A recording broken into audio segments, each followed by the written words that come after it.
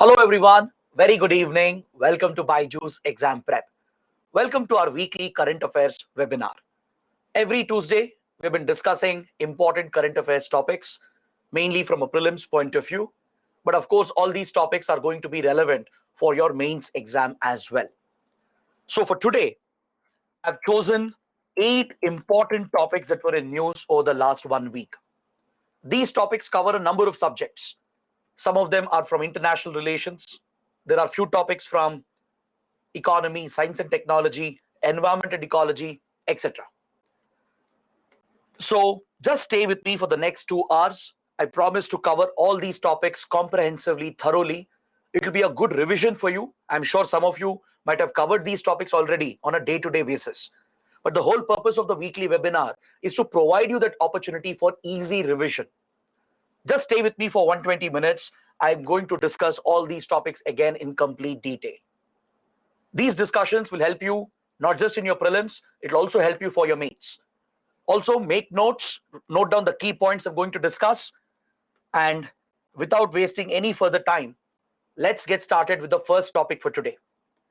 The first topic is from international relations because last week there was a big development. Bhutan's Prime Minister paid an important visit to India. Bhutan's king paid a landmark visit along with his prime ministerial delegation. This visit marks a major development in India-Bhutan relations. Bhutan's monarch himself, the king himself, paid this visit to India along with bringing an entire delegation headed by the top officials of the government, led by the prime minister of the country. Please understand, Bhutan is still a monarchy. It's still a monarchy where Buddhism is the majority religion. It's a theocracy as well. It's a theological state where Buddhism is the official religion of the state, and the Bhutan government in itself reports to the Bhutan's king. The prime minister as well, right, who is elected, reports to Bhutan's king. So there is partial democracy in Bhutan where the government, the top leaders are elected, but they all report to the monarch, the king, as the king is the head of the state. So this high-profile visit took place last week, and this gives us an opportunity to talk about India-Bhutan relations in slight detail. We should also look at some of the important initiatives that were announced during this recent visit. So let's talk about this in more detail. Let's look at the background to India-Bhutan relations. Many strategic experts, they argue that India-Bhutan relationship is a model relationship because it's a very friendly, close relationship and it's a trust-based relationship. Both the sides have a lot of faith in each other. They trust each other. India does not interfere in Bhutan's internal matters. We don't question the monarchy. We don't question the lack of complete democracy in the country. We respect the uniqueness of Bhutan, its unique culture, its unique society. We don't enforce democracy or our way of economy on Bhutan. India has never done that. We respect Bhutan's choices and wishes. Even though it's a very small country, India has given equal treatment to Bhutan as if it's an equal partner. Bhutan, on the other hand, has always respected India's interests in the region, especially our security and strategic interests.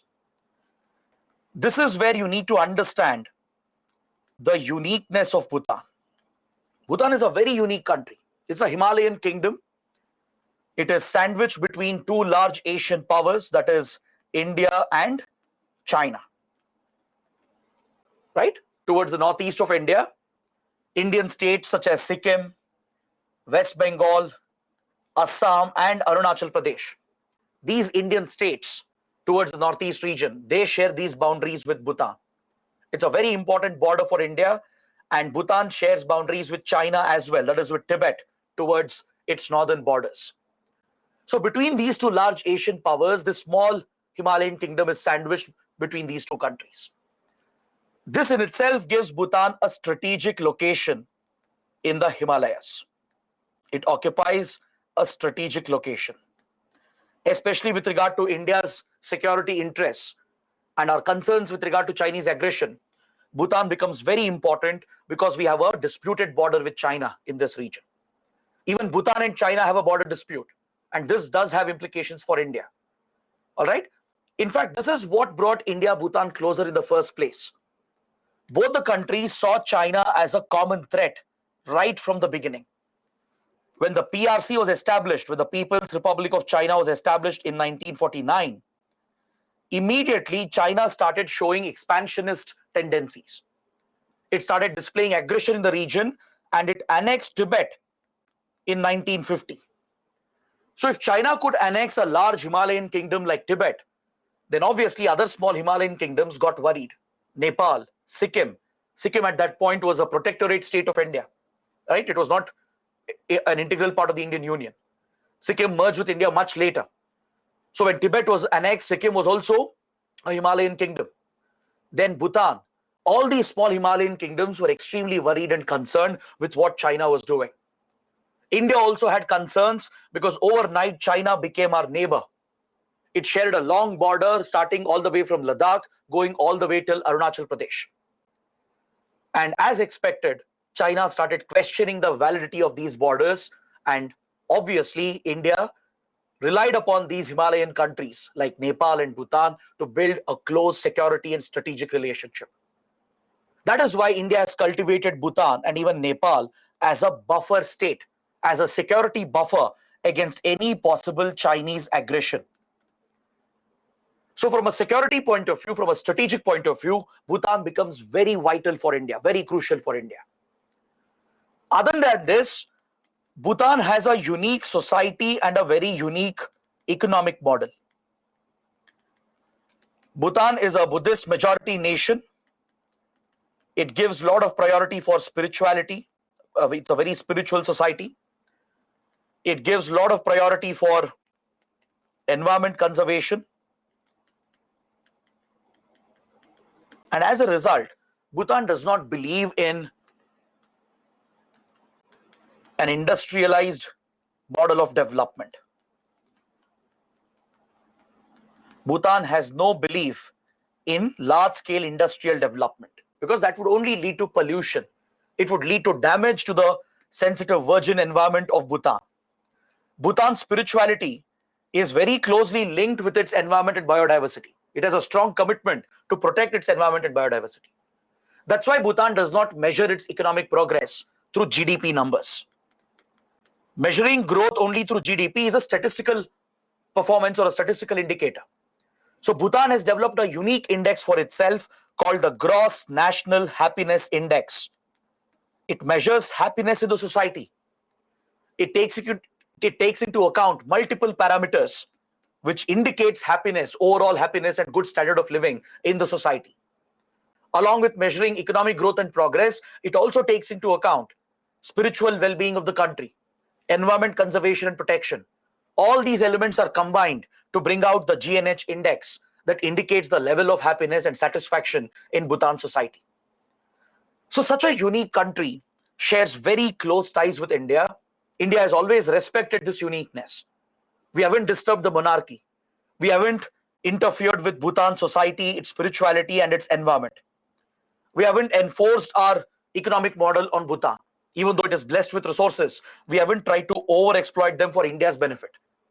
We have built a mutually beneficial relationship which respects Bhutan as an equal partner. This relationship was cemented in 1949 by signing the India-Bhutan Treaty of Friendship. This is the foundational agreement on which the relationship is based. Under this treaty, Bhutan agreed to outsource its foreign policy to India. It basically agreed to be guided by India in its foreign policy. As India had important security and strategic concerns emanating from China, Bhutan agreed to give up its foreign policy to India. Essentially, India would conduct Bhutan's foreign policy. India would be guiding, dictating what Bhutan's foreign policy would be, so that we could protect Indian influence and protect Indian interests, thereby countering Chinese aggression in the region. In return, India promised not to interfere in Bhutan's internal matters. We promised to defend Bhutan against any external threats. India became responsible for defending this small country against any external threat. Here, the external threat only meant China. There's no other country to threaten Bhutan here. Bhutan has only two neighboring countries, India and China, right? So Bhutan sought India's protection. It sought India's guidance in its foreign policy. And in return, India promised, we will never disturb Bhutan, will not meddle in its internal matters.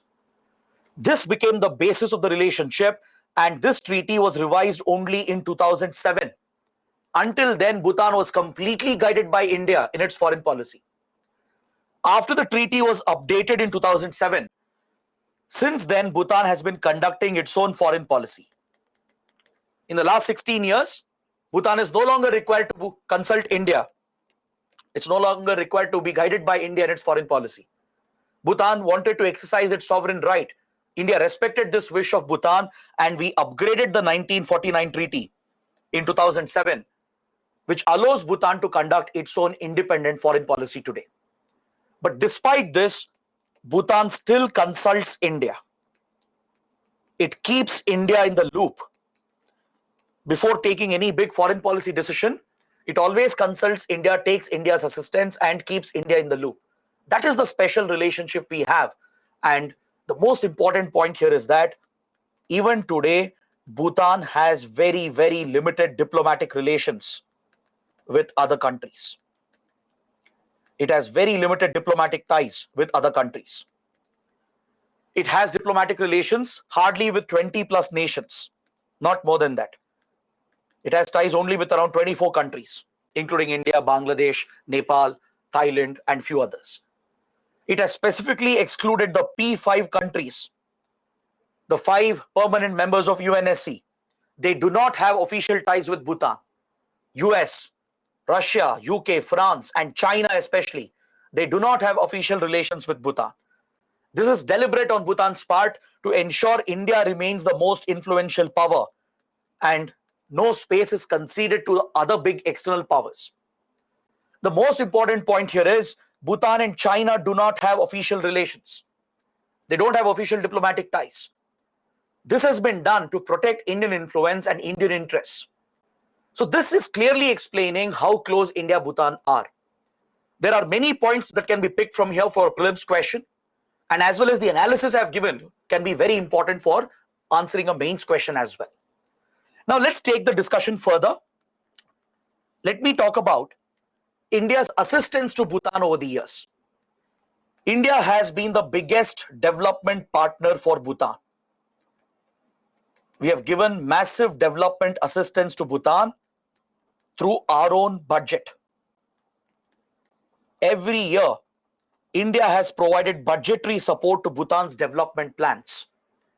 In 1950s, Bhutan adopted the 5-year plans, just like India. It adopted the planned model of development, under which it planned few infrastructure projects, especially road connectivity projects, and India funded these initiatives entirely through our own budget.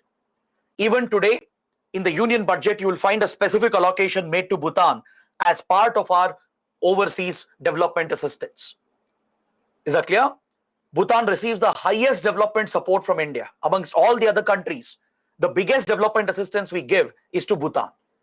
Even in this year's budget, India has allocated close to 2,500 crore rupees for essential infrastructure projects in Bhutan. Back in 1961, then Prime Minister Nehru launched a very important scheme called Project Dantak, under which we helped Bhutan create essential infrastructure. India started building roads, bridges. We also invested in strengthening education, healthcare, rural development, environmental initiatives. All such projects of Bhutan are funded through India, and Project Dantak became the symbol of India-Bhutan friendship. Especially for infrastructure development and other developmental activities, Project Dantak became the platform through which we were delivering this assistance. We would give loans, we would give line of credits, which is a concessional loan, to fund these projects. We would execute these projects as well. Along with giving financial support, India would provide the technical assistance. We would implement and execute these projects as well. So today, India has become Bhutan's biggest trade partner and development partner, and Bhutan has a lot of dependency on India. All essential supplies go from India. Food, medicines, fuel, All these essential supplies are sent from India. That's the reason why we even have a free trade regime to promote the free movement of goods between the two countries. And we also have a partially open border with Bhutan. There are no hard border controls. Very limited border controls exist between India and Bhutan. Indian citizens can go to Bhutan without a visa. You don't need a regular visa. You just have to get a travel document. If you're visiting the country as a tourist, you're issued a travel document. You have to pay a small development fee and you're given entry into Bhutan.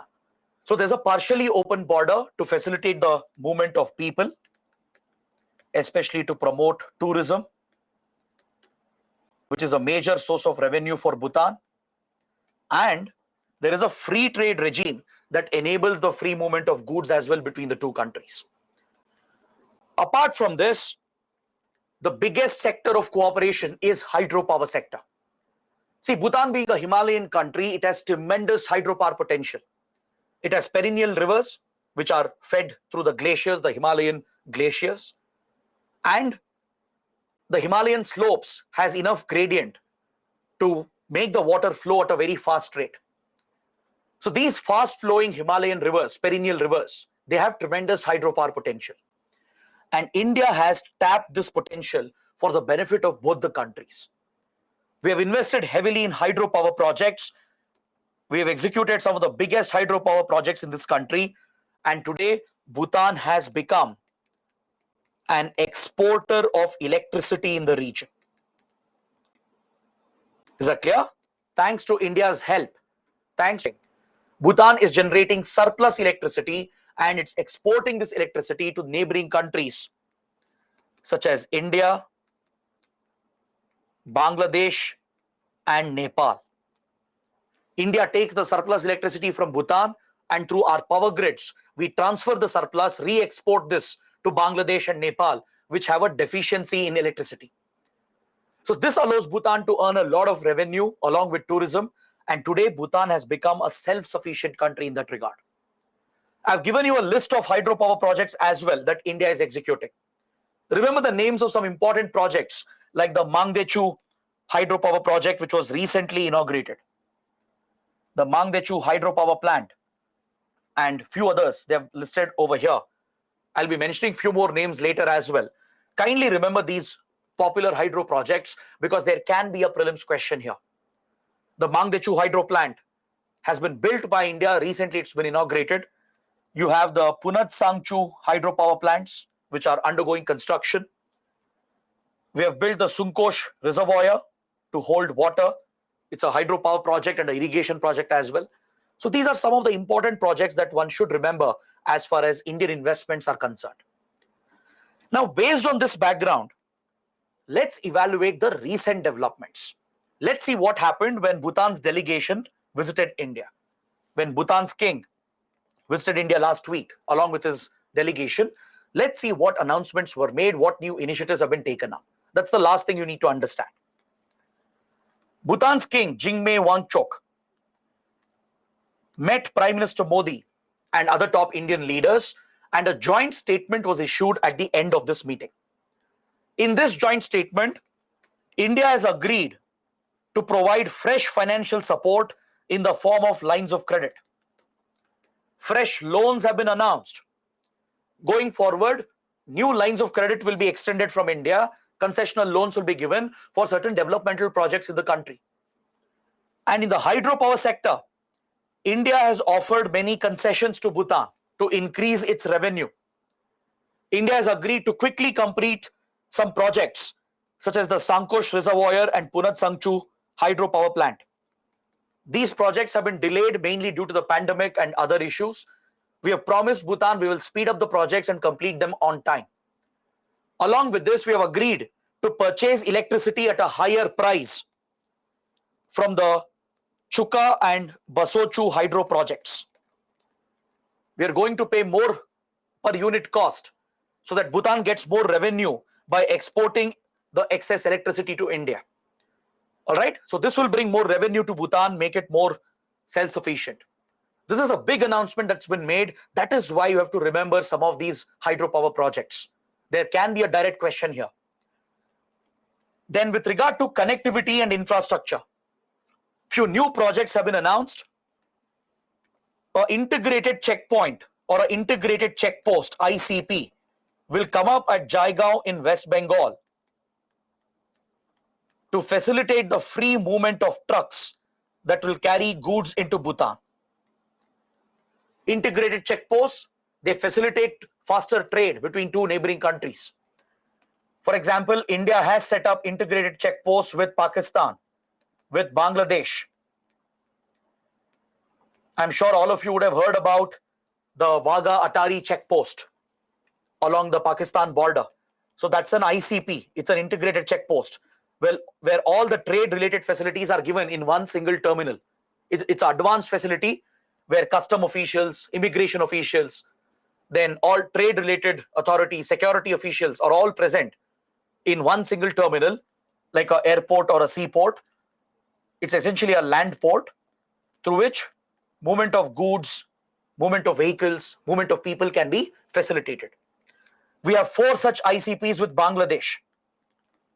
Along the Bangladeshi border, there are 4 such integrated checkposts. A similar ICP will be set up at Jaigaon in West Bengal along the Bhutan border as well.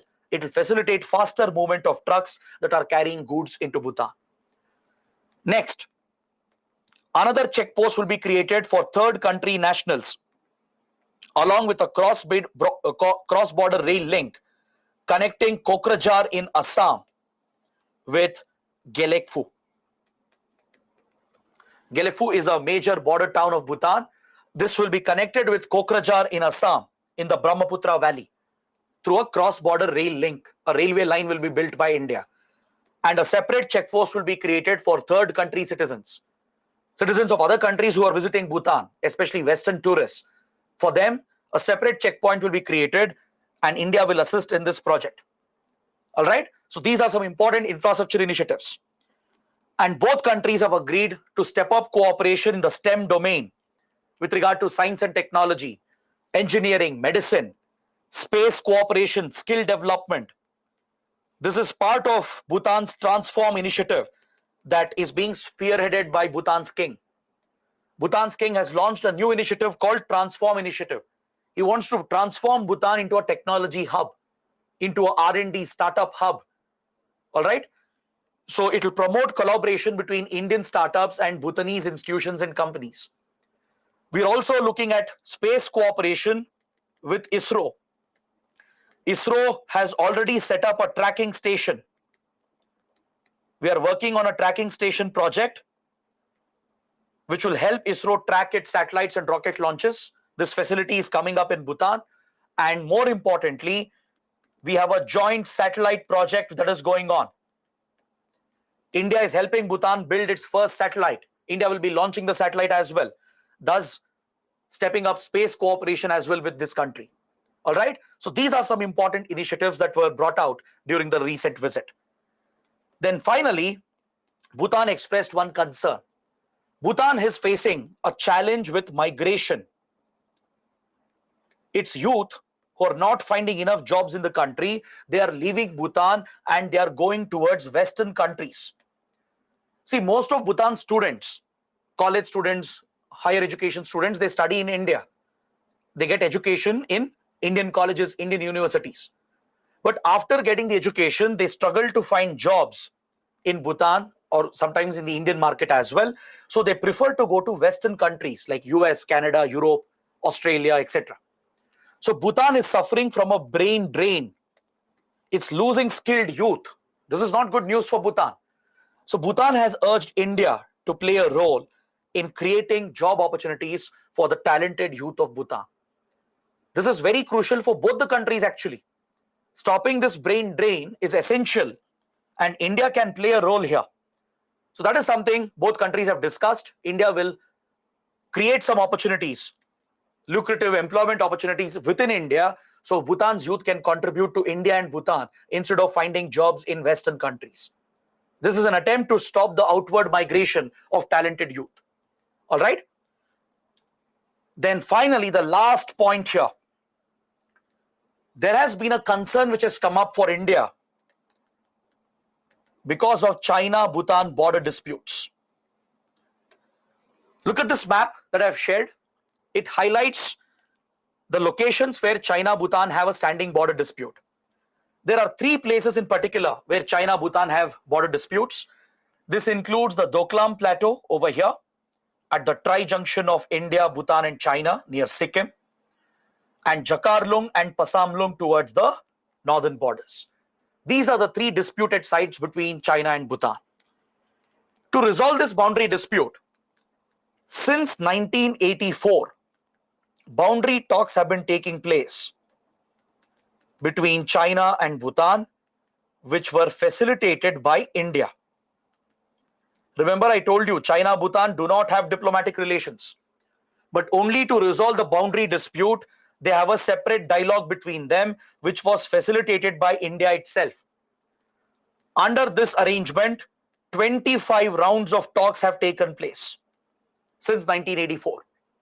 The latest round of talks took place just a few months back. And there is a concern which has come up here because of a statement that was made by Bhutan's Prime Minister, Lothe Tshering. Lothe Tshering, Bhutan's PM, he was giving an interview to a European newspaper.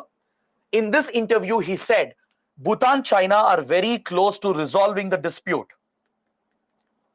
And very soon, in maybe 1 or 2 meetings, they might finalize a boundary agreement. Now, this was a shocking development. Usually, India is kept in the loop of whatever major developments happen. Today, Bhutan is conducting its own foreign policy. We are no longer controlling Bhutan's foreign policy like before. But still, Bhutan has the practice of keeping India in the loop. This might have happened because Bhutan would have kept India in the loop, but we don't know about this in the public domain. But some experts, they have expressed a concern in India that Bhutan might be leaving India out of these talks. The fear here is that if China-Bhutan work out their own agreement, there is a question over what will happen to the Doklam dispute. Because see, China is not interested in Jakarlung and Pasamlung. This is a secondary interest for China. China's primary interest is over Doklam because this gives China an advantageous position over India. Just look at this map I've shared here in the next slide. This is the Doklam region at the tri-junction of Sikkim, Bhutan and Tibet. This is the Chumbi Valley, the strategic Chumbi Valley of China, where the PLA has a very big military presence. Right next to Doklam, you have the strategic Nathula Pass of India, and you have the Siliguri corridor, just 100 kilometers away in West Bengal. The Siliguri corridor is a weak point for India. It's a choke point. That's why it's called the chicken's neck of India.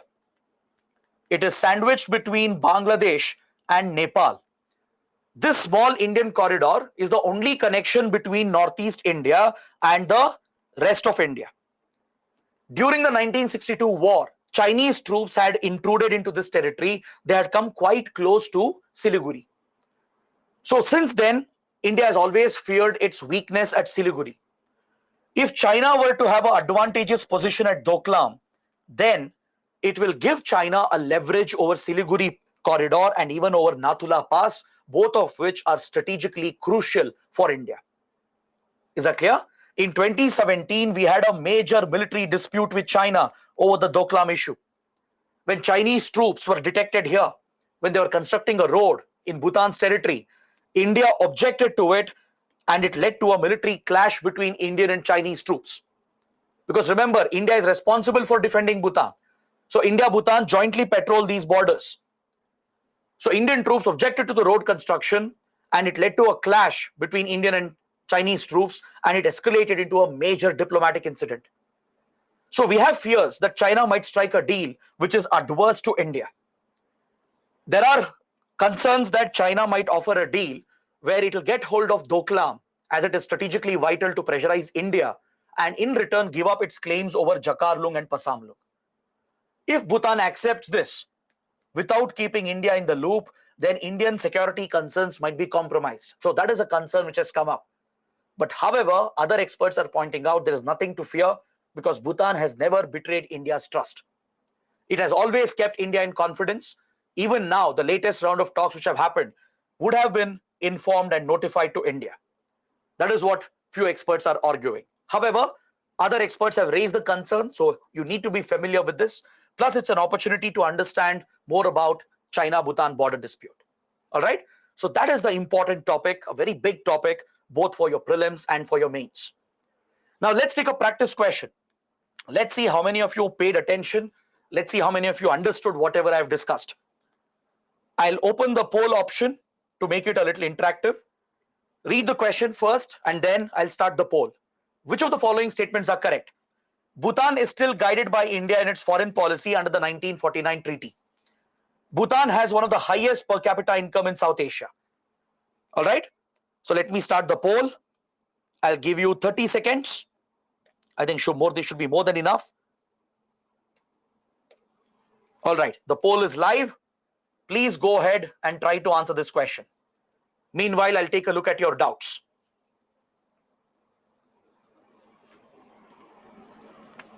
"15 seconds left.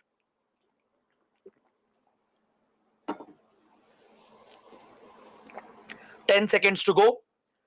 Please, all of you, try to answer this question.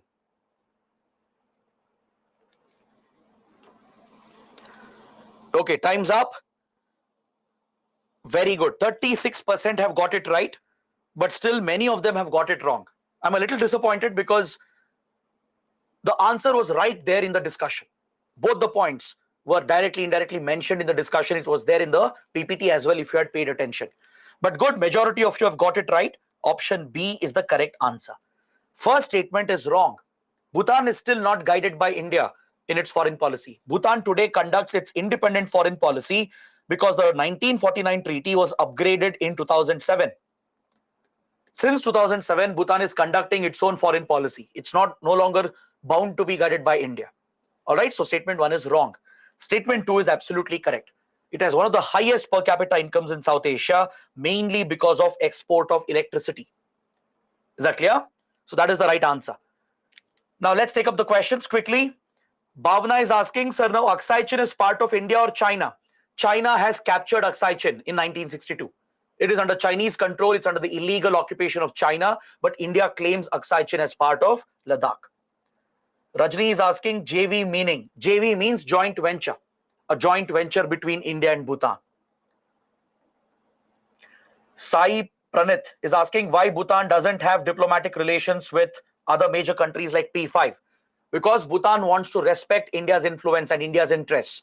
If big powers are allowed to have ties with Bhutan, they will exert their influence, which could undermine India's interests. That's why Bhutan has deliberately stayed away from setting up ties with P5 countries, especially with China. All right? It's out of respect towards India's interests. Next question, why Siliguri corridor is a weak point for India? Because as you saw, it's a very narrow corridor. It's hardly 22 kilometers in width. An enemy force can easily cut off and occupy the corridor, which will cut off our access to Northeast India. Because it's surrounded by Nepal and Bangladesh on the other side, foreign countries. So there is a small patch of India, a narrow corridor connecting Northeast India with rest of India. That's the only link we have. If China were to attack India and blockade Siliguri corridor through a military occupation, we will be cut off from Northeast India. So that is why it's a weak point for India. Amit is asking, what's the role of PM in Bhutan? Role of king or queen in democracy is understandable. What's the role of PM in a monarchy? See, these are quasi-monarchies. These are constitutional monarchies. Bhutan has its own constitution today. The king functions as the head of state. All right? All the key decisions are made by the king, of course. But the prime minister functions as the head of the government, runs the administration, the government on a day-to-day basis. There are elections. The ministers, leaders are elected. There's a parliament as well in Bhutan. Right? The PM himself is an elected individual. And they run the day-to-day administration under the leadership of the king. All right? So that is the arrangement you have in Bhutan.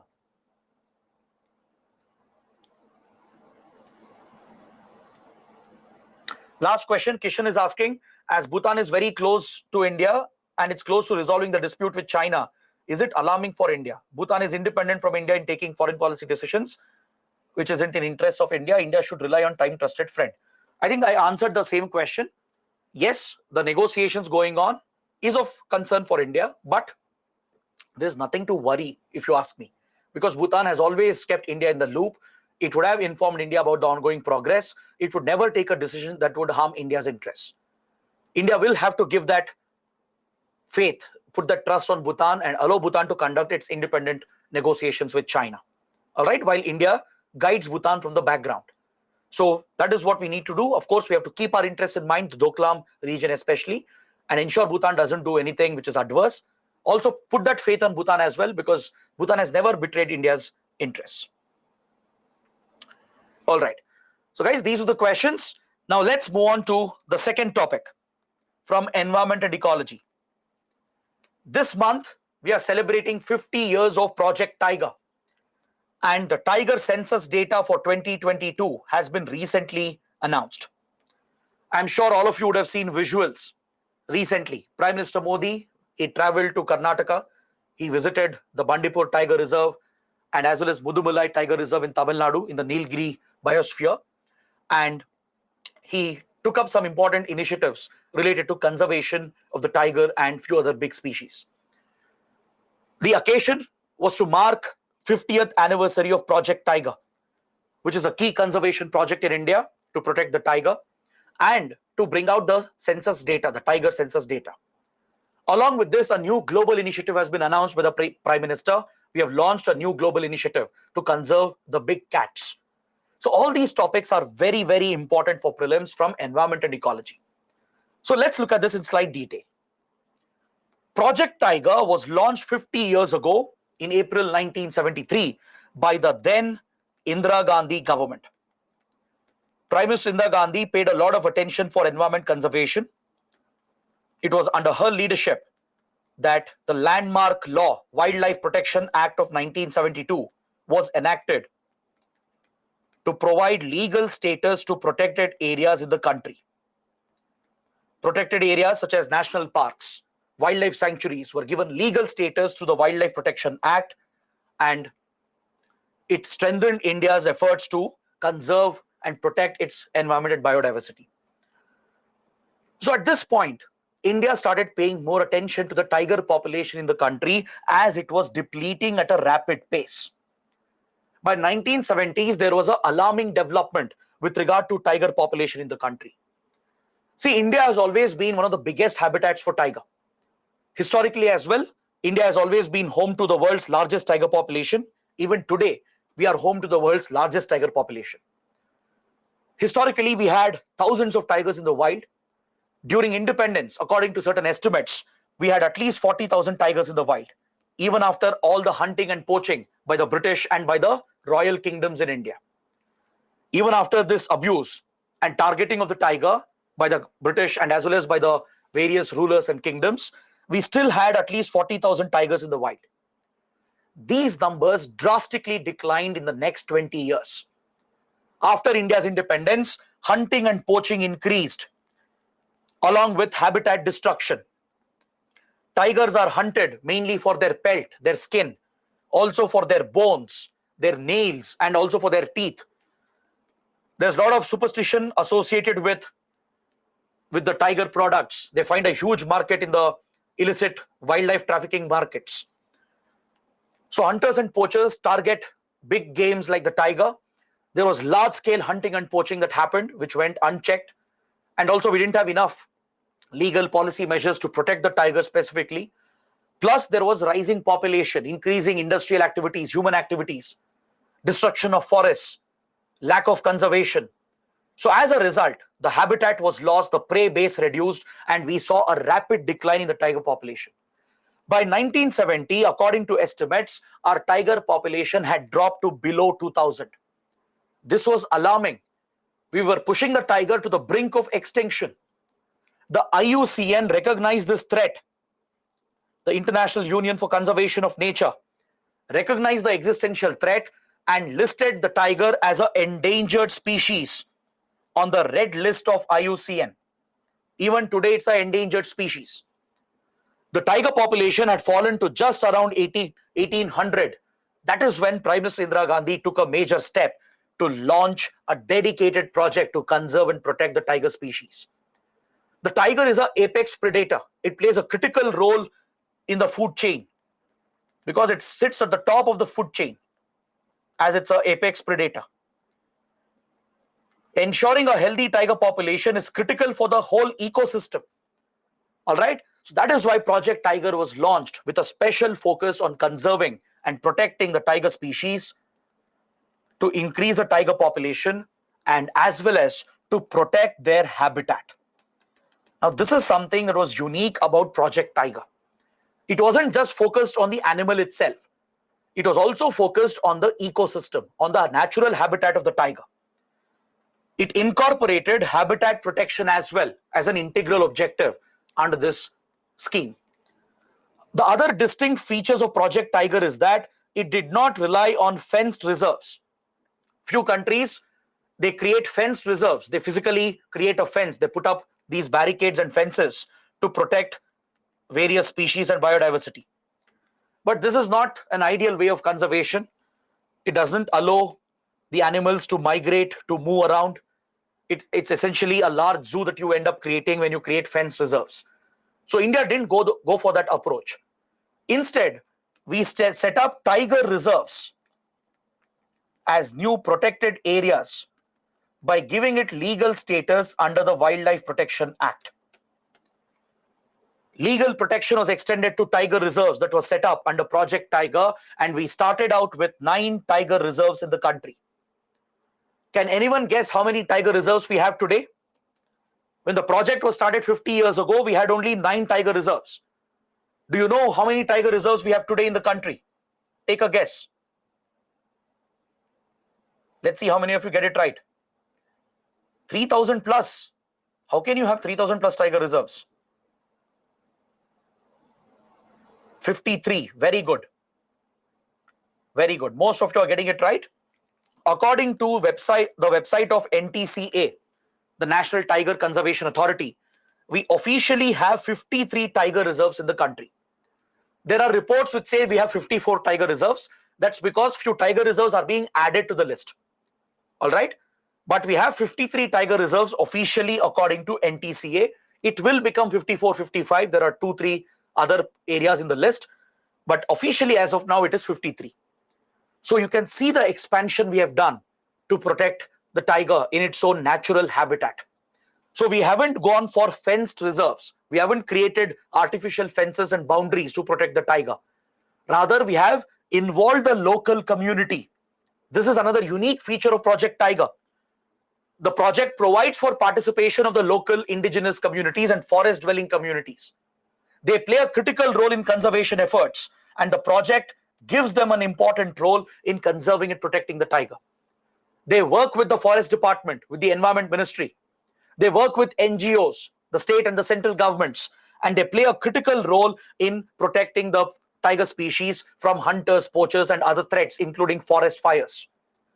This unique structure of the program, where local involvement is provided for, led to the success of this initiative, and the tiger population increased in the country in 1990s. By 1990s, tiger population went up to around 3,000. This was a success of Project Tiger. But unfortunately, we lost track again. In 1990s, our attention on tiger conservation declined. Indian governments got preoccupied with other issues. And more importantly, our population had exploded. Our economy was seeing exponential growth in 1990s because of the economic reforms. So large-scale economic development, industrialization led to deforestation, destruction of natural habitats, which put the pressure on tiger again. Within 10-15 years, we saw a rapid decline in tiger population. By 2005, the number of tigers had dropped to around 1,400. We lost more than 50% of the tiger population within 10-15 years. So we saw a reversal in the success of Project Tiger. That is when the Prime Minister Manmohan Singh government woke up to the threat and took up a major step by setting up a task force for tiger conservation in the year 2005. In Rajasthan, there was a particular incident where local hunters, they killed a number of tigers in Sariska Tiger Reserve without any resistance from the forest department and the state government. This made global headlines. So the Indian government woke up to the threat, saw that the tiger numbers had depleted again, and Prime Minister Manmohan Singh took a landmark step to set up a tiger task force. Based on the recommendations of this task force, Project Tiger was restructured. Reforms were introduced into Project Tiger and new institutions were created. In 2006, the government established the NTCA, National Tiger Conservation Authority, a dedicated institution with legal backing to protect and conserve the tigers in the country, to implement Project Tiger, and also to administer and manage the tiger reserves in the country. This big responsibility was vested to a newly established authority, the NTCA, National Tiger Conservation Authority. Is that clear? The NTCA would coordinate with the Environment Ministry at the center and the state governments, the state forest departments, and as well as NGOs and the local forest communities to provide for conservation efforts in the tiger reserves of the country.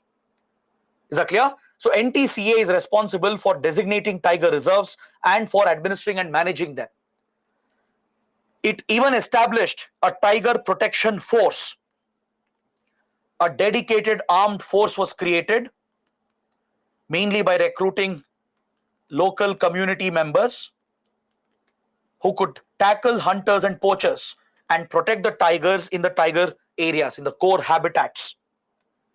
And a quadrennial census was launched to exactly estimate the tiger population in the country. Until then, we didn't have accurate scientific assessments. State-wise census was conducted, but never a nationwide census had been conducted. So beginning from 2006, we started a 4-year census exercise. Since then, every 4 years, a nation level or a nationwide census exercise is conducted, and this is a very scientific and accurate exercise. We not only make use of traditional methods like spotting the tigers visually and noting them down, or identifying the pug marks and the animal droppings, but we also use scientific methods like setting camera traps to capture the images of the tiger and uniquely identify them. We also use GPS positioning systems to point out the location of the tigers, to mark their locations. A few tigers are radio collared, their movements are tracked individually. All right. So advanced technologies are also used. Even mobile applications are used to log the data to ensure the data is accurate. So since 2006, quadrennial tiger census has been conducted every 4 years. All right. So this is the reason why India has seen a big success again. In the last 16-17 years, Project Tiger has succeeded in significantly increasing the tiger population in the country. You can look at the statistics here. The graph here is giving you the data of all the tiger census conducted from 2006 under the new Project Tiger. You can see how the numbers have increased consistently. And in the latest data brought out by the Prime Minister, 3,167 tigers have been recorded in the wild. This is a significant jump. We have more than doubled the tiger population. This is still an initial estimate. In the next few days, NTCA will release the full data. State-wise data will be given. The final number could actually increase. It could go up to 3,200, 3,300. So this places the biggest tiger population in our country. We actually have a dense and a strong tiger population in the country today. And the leading states are Madhya Pradesh, Karnataka, Uttarakhand,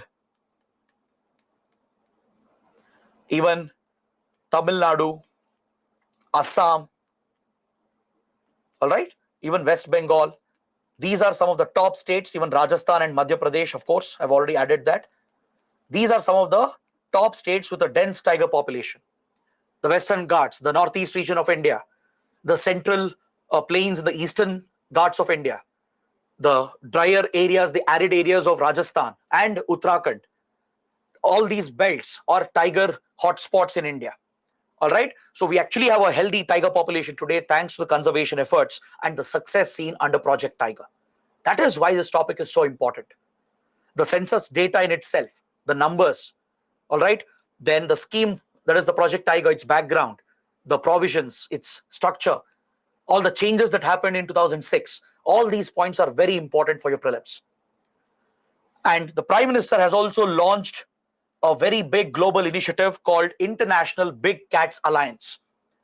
This initiative was announced by the PM in 2019, actually, to protect all the big cats in the wild, like tigers, snow leopards, lions, puma, jaguar, cheetah. These are the 7 big cats of the world found in different countries. So PM Modi in 2019 gave a call for all these countries to unite, to work together, to coordinate with each other and form a global alliance called International Big Cats Alliance. This initiative has got the support of all the big cat range countries. African countries like South Africa, then Tanzania, Kenya, Botswana, then South American countries, other Asian countries like Bangladesh, Bhutan, Vietnam, Cambodia, few Central Asian countries as well. They've all collaborated with India, and just a couple of days ago, the Prime Minister has officially launched this global alliance. The International Big Cats Alliance has been launched by India. You will see a lot of developments in this regard, where we will coordinate with all the range countries to protect the 7 big cats. Is that clear? This again is another important prelims topic for you. So before I move to the next topic, take up a practice question.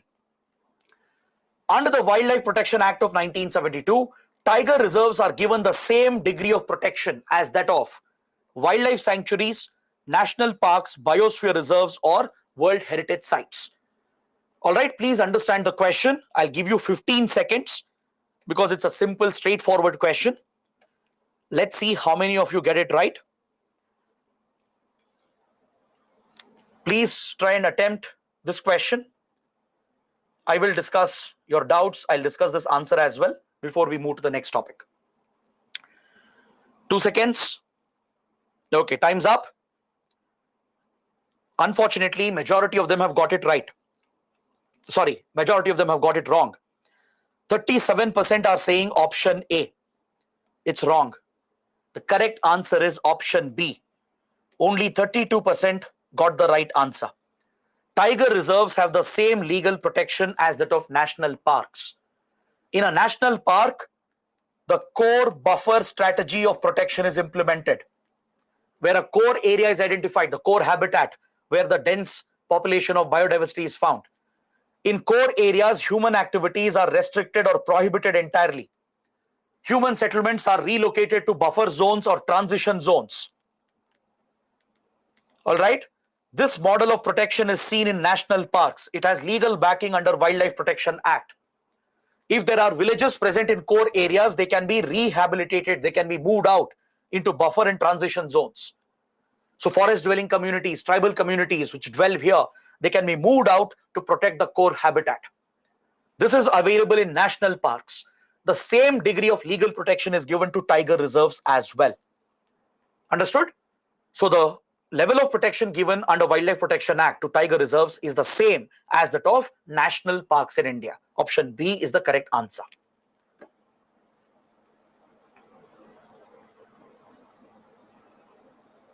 Pratham is asking, what if tiger population reaches a very high level where it becomes a threat to humans? Will the government give orders to kill or relocate the tigers? See, there is a possibility of the population reaching a saturation. Because these are apex predators, you can't have very large numbers of apex predators. There should be a certain limit. Nature itself will ideally take care of it, right? Nature has that equilibrium, that balance, and the population will saturate at a certain number, right? Of course, India will do every effort, it'll take every effort possible to maintain the tiger numbers, but it's unlikely that tigers will become a vermin where kill orders have to be given or relocated to other countries. That's unlikely to happen because our habitats can sustain a much higher number of tigers in the wild. All right. So the saturation numbers are good enough. We can maintain stable populations. In the last few decades, at least in the last 15 years, India has maintained a stable tiger population. So that is good news for India. It's unlikely to breach those numbers, so you don't have to worry about that. Why tiger population declined in 1990? One, because there was a lack of focus on conservation efforts. Second, rapid urbanization, increase in population, and industrial activities led to deforestation, destruction of habitat, reduction in prey base. Climate change, global warming also started playing a role. So all these factors together led to a decline in tiger population in 1990s. Kishan is asking, is it still under IUCN red list? Yes, I told you that. It's still a threatened species. It's still listed as endangered on the IUCN red list. Okay, so let's move to the third topic. Let's look at the next topic for discussion. The global report on sodium intake reduction. Very, very important for your prelims. This is actually a development from the month of March. It was in March that the WHO, the World Health Organization, brought out a report called Global Report on Sodium Intake Reduction. But based on this report last week, there were many news articles in the Indian media highlighting the findings of the report. That's why I've chosen this for discussion. It's a recent development, but it happened in March, but it's in news. It's still being debated in India. A lot of assessments have been brought out based on the report. That's why the topic was in news last week as well. So let's understand the role of sodium, why sodium intake has to be reduced, what is the risk, why sodium is essential, right? Let's see what measures are also being taken in India and at the global level. The World Health Organization has published this report. This itself is an important point for your prelims. And the WHO has set a global target to reduce sodium intake. The global target is to reduce the intake by 30% by 2025. From the current levels of sodium consumption in our regular diet, the global target set by WHO is to reduce the daily consumption by 30% on average by 2025. This was a target set a few years back, but according to the WHO report, we are not progressing towards the target. We are off track. The world has gone off track, not just India.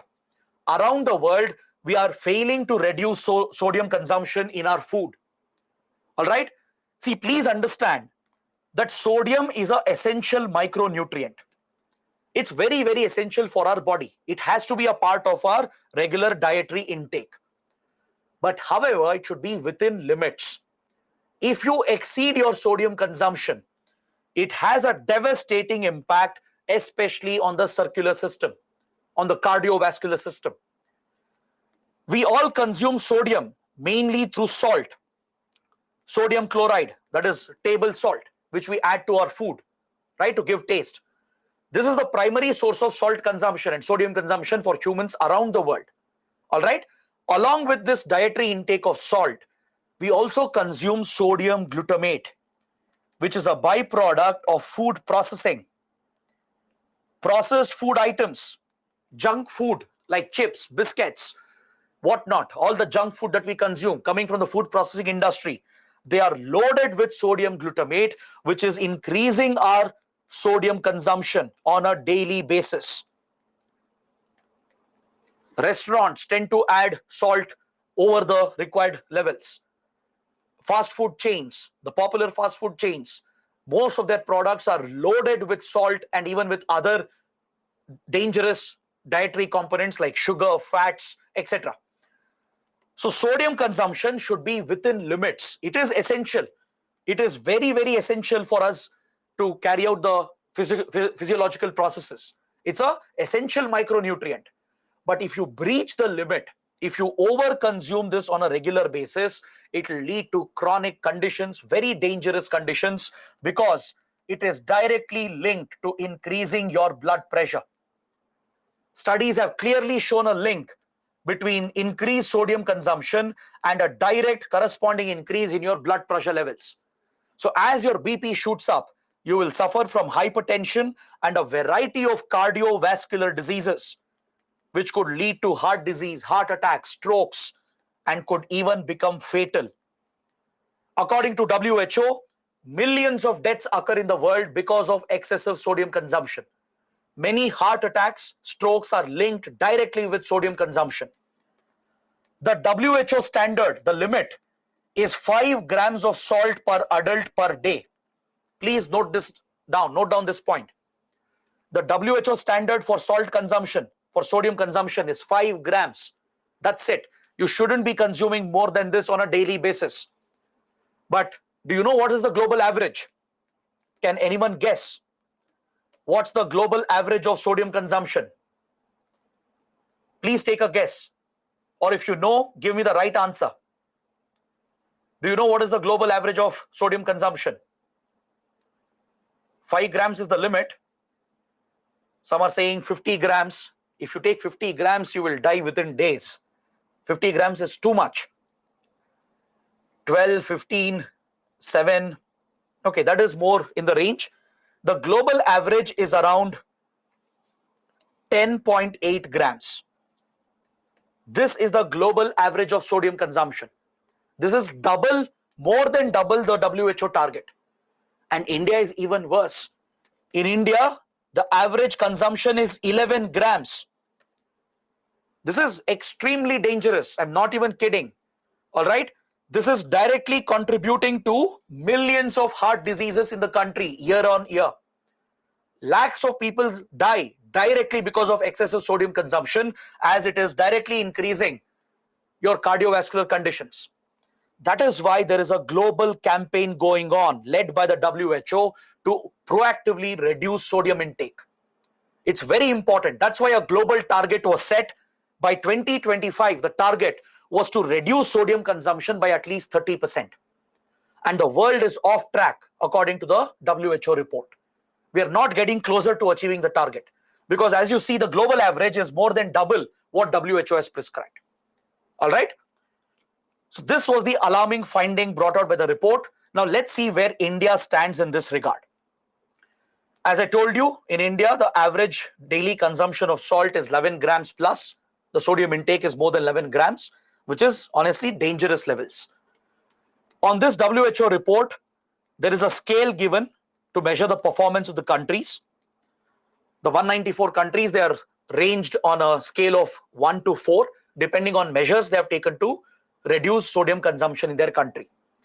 India has taken few policy measures. We have few dedicated policies focused on reducing sodium consumption. So depending on our performance, we have been given a score of 2. 4 would be the best score. 1 would be the lowest score. India is on score 2, which means we still need to do a lot more in terms of our laws and policies to curb the usage of salt and reduce the consumption of dietary sodium. All right. This is where you should know about some important initiatives of India focused on reducing sodium consumption. One important initiative is Eat Right India movement, led by the Food Safety and Standards Authority of India. This initiative is focused on promoting healthy eating. It's focused on dangerous substances which we consume on a daily basis. The agenda here is to spread awareness, make people aware about reducing these harmful substances in our daily diet. All right. There are a few policies as well in place that places caps on the food processing industry to keep these alarming levels within limits. We have another awareness campaign called Aaj Se Thoda Kam. It's a social media campaign.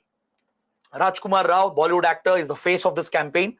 It's led by Food Safety and Standards Authority of India. This is focused on creating a behavioral change. See, ideally, humans are not supposed to consume salt, sugars, or fats in excess quantities, right? But this has become our lifestyle. It's a bad lifestyle that we have cultivated. So this requires a behavioral intervention. It requires a long-term awareness campaign to make people aware that we shouldn't be consuming so much salt, sugar, and other harmful substances. We have to keep it within manageable limits. That is why a social media campaign is being run along with a dedicated policy called Eat Right India movement. Is that clear? These are specific initiatives, but we need to do more. We should bring out a law which should legally mandate the food processing industry to reduce the usage of sodium glutamate, which is extremely harmful. Next time when you get a packet of chips or biscuits or any processed item, please look at the ingredients. They will all have high levels of sodium glutamate. All right. This gives you a lot of sodium, which is more than the required levels, right? You don't need more than 5 grams to function normally. But in excess, it could get dangerous as it increases your blood pressure. In the long run, leads to heart attacks, strokes, and other dangerous conditions. All right. So this is what you should know about the campaign to reduce sodium intake. Let's take a practice question here. The Eat Right India movement focuses on reduction of what? Is it salt or sugar or fats or all the above? Let me launch the poll. I'll give you 15 seconds. Let's see how many of you get it right. 10 seconds left. 5 seconds. Please attempt the answer. Very good. Oh, actually, no. 43% are saying option A. 54%. Okay, good. 54% have said option D. You're absolutely right. It's all the above. I think in the poll I had selected the wrong answer. Don't look at the answer I gave there. The correct answer is all the above. Eat Right India movement is focused on reducing consumption of salt, sugar, and dangerous fats like trans fat and saturated fat. These are the 4 targets of Eat Right India movement. It's a awareness campaign and a way to encourage food processing industries, restaurants, and the people in general to reduce the usage of salt, sugar, and bring down the fat content in food items. Ensure there is zero trans fat, and saturated fat should be within the prescribed limits. All right. This initiative is run by the Food Safety and Standards Authority of India. All right. So let's move to the 4th topic, the UN 2023 Water Conference, which was in news last week. This conference as well, it actually took place in the month of March. But there were a lot of discussions last week related to this conference on water. Now, let me explain the importance of this conference. I'll also give you some important statistics that I feel could be important for your upcoming prelims. All right. This is the first such UN conference on water which has been held in about 46 years. It's been almost 50 years, close to 50 years, since the last UN conference took place on water. The last conference was held in the year 1977 in Argentina at Mar del Plata, which is an Argentinian city. See, as you know, water is essential for human well-being, for human survival, even for the ecology and ecosystems. But water is under threat. The availability of clean drinking water, right, for human consumption, for sanitation. There is a critical shortage being reported around the world. This is all about how we manage water, how we conserve and preserve our water resources. Water pollution is a threat. Climate change is a threat. Water wastage is a threat. So to deal with these challenges, the United Nations had organized a conference in 1977 in Argentina, which was the first conference on water. After 46 years, the second UN conference on water was organized last month on the 22nd to 24th of March. This was co-hosted by Tajikistan and Netherlands. Very, very important facts for your prelims. The second water conference of the UN was co-hosted by Netherlands and Tajikistan. All right.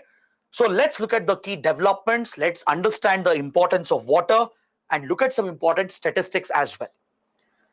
The United Nations has observed that the world is not taking enough measures to achieve Sustainable Development Goal number 6.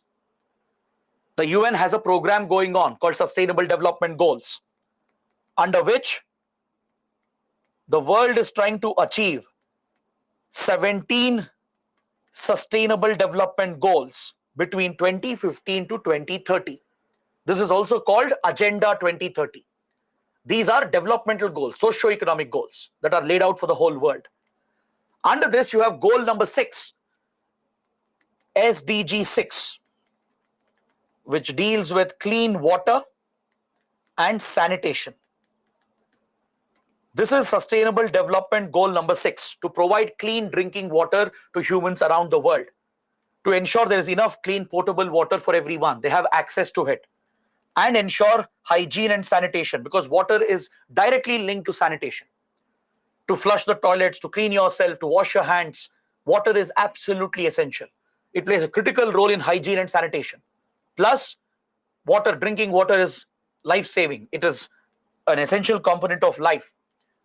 So the goal here is to provide required access to all people around the world to clean drinking water and provide for hygiene and sanitation.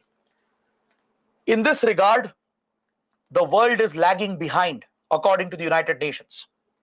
The UN had recently brought out a report on water, and according to the report, 1.6 billion people will lack access to clean drinking water by 2030. We have to accelerate our efforts at least by 4 times compared to the current levels, or else 1.6 billion people will not have access to clean drinking water.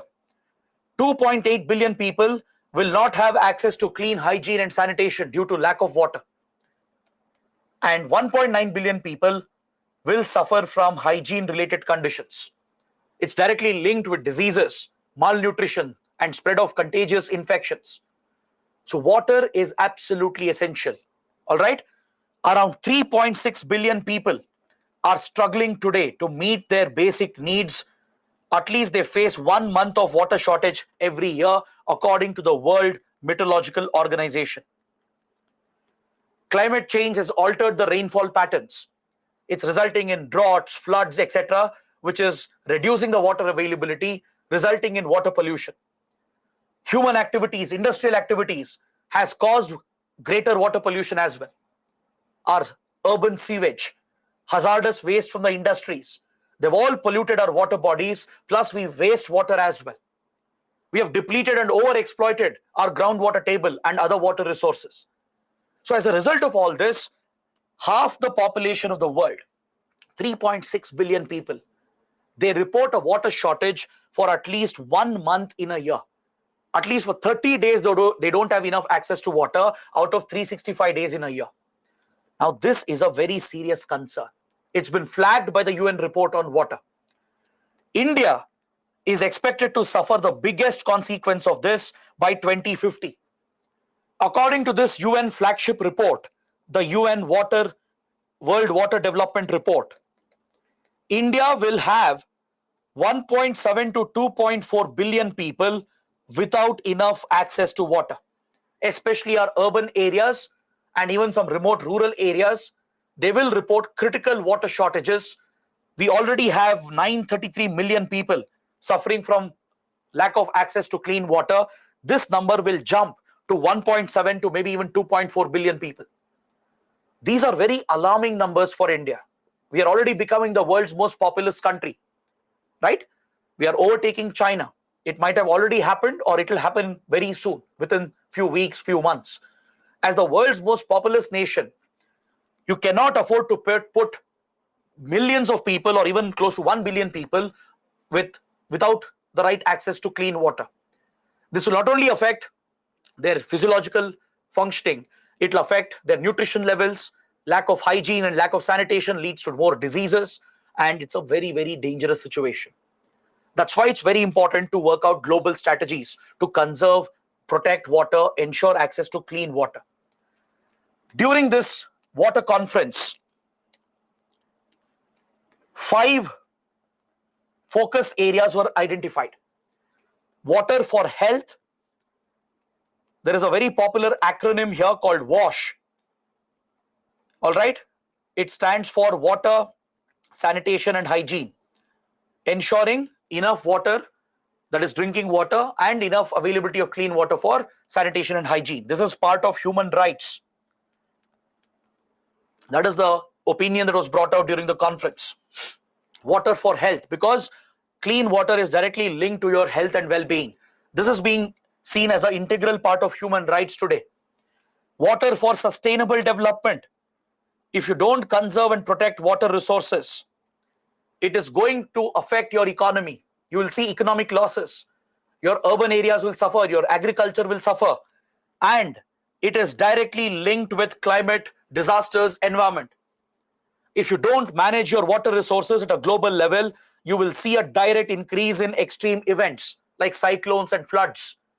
You will see more disasters happening.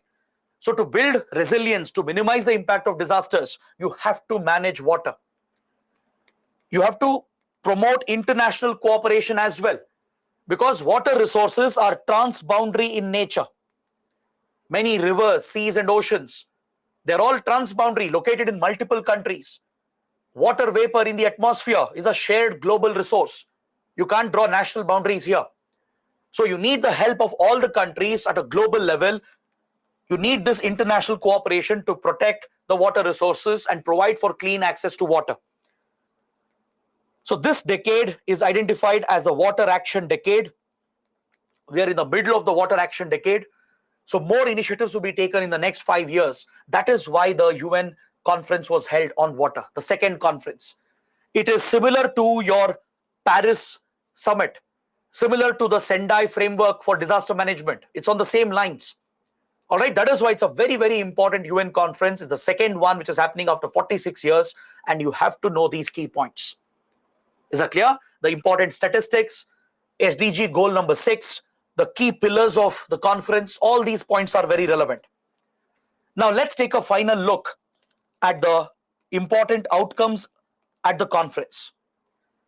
713 voluntary commitments were made by governments, private companies, NGOs, etc. to promote water conservation and provide clean drinking water. India has committed $50 billion worth of investment in the next many decades to provide and improve drinking water services, especially for rural areas, under the ambitious Jal Jeevan Mission. Jal Jeevan Mission is a flagship program of the Indian government to provide potable drinking water to all rural households in the country, to provide tapped water connection to every rural household. In the next few decades, we are going to invest around $50 billion. That's a commitment India has made. The required technology and innovations will be brought in to treat wastewater, to focus on water management, to clean the polluted water, to manage and conserve our water resources. Next, the W12 plus blueprint has been promoted at the conference. So UPSC can ask a prelims question here. What is W12 plus blueprint? This is actually a UNESCO platform. UNESCO has created this platform which consists of various city profiles. Some of the top global cities like New York, London, Tokyo, all these top cities, their profiles have been created regarding urbanization, urban development, water availability in these urban areas. This platform is by UNESCO, the W12 plus blueprint. Around 12 global cities, their city profiles have been collated. All their experiences, their strategies are available readily. So other countries, other cities can draw lessons, especially on water management in an urban area. All right. So W12 plus blueprint is a UNESCO database. It's a UNESCO platform where you have city profiles and case studies from cities around the world, from top cities, on how they have dealt with water management.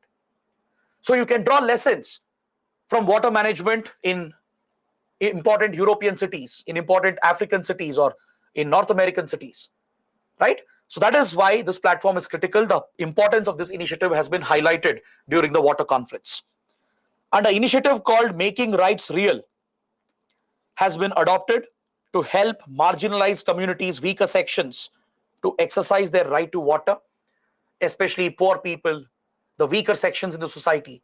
They have a disproportionate impact. They have a bigger struggle in getting access to clean water. So to prioritize the weaker sections and give them water as a basic human right, Making Rights Real, this initiative has been launched.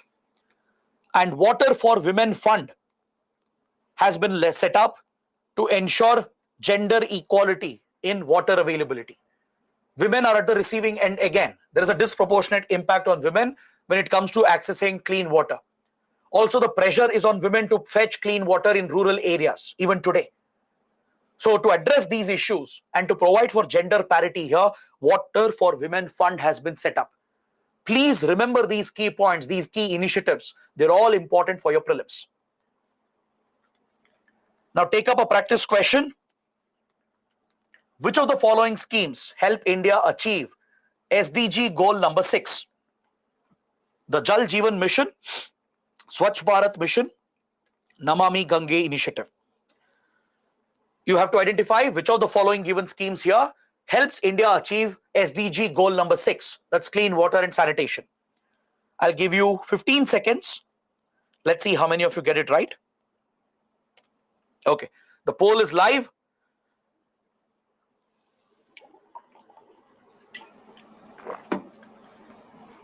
5 seconds to go.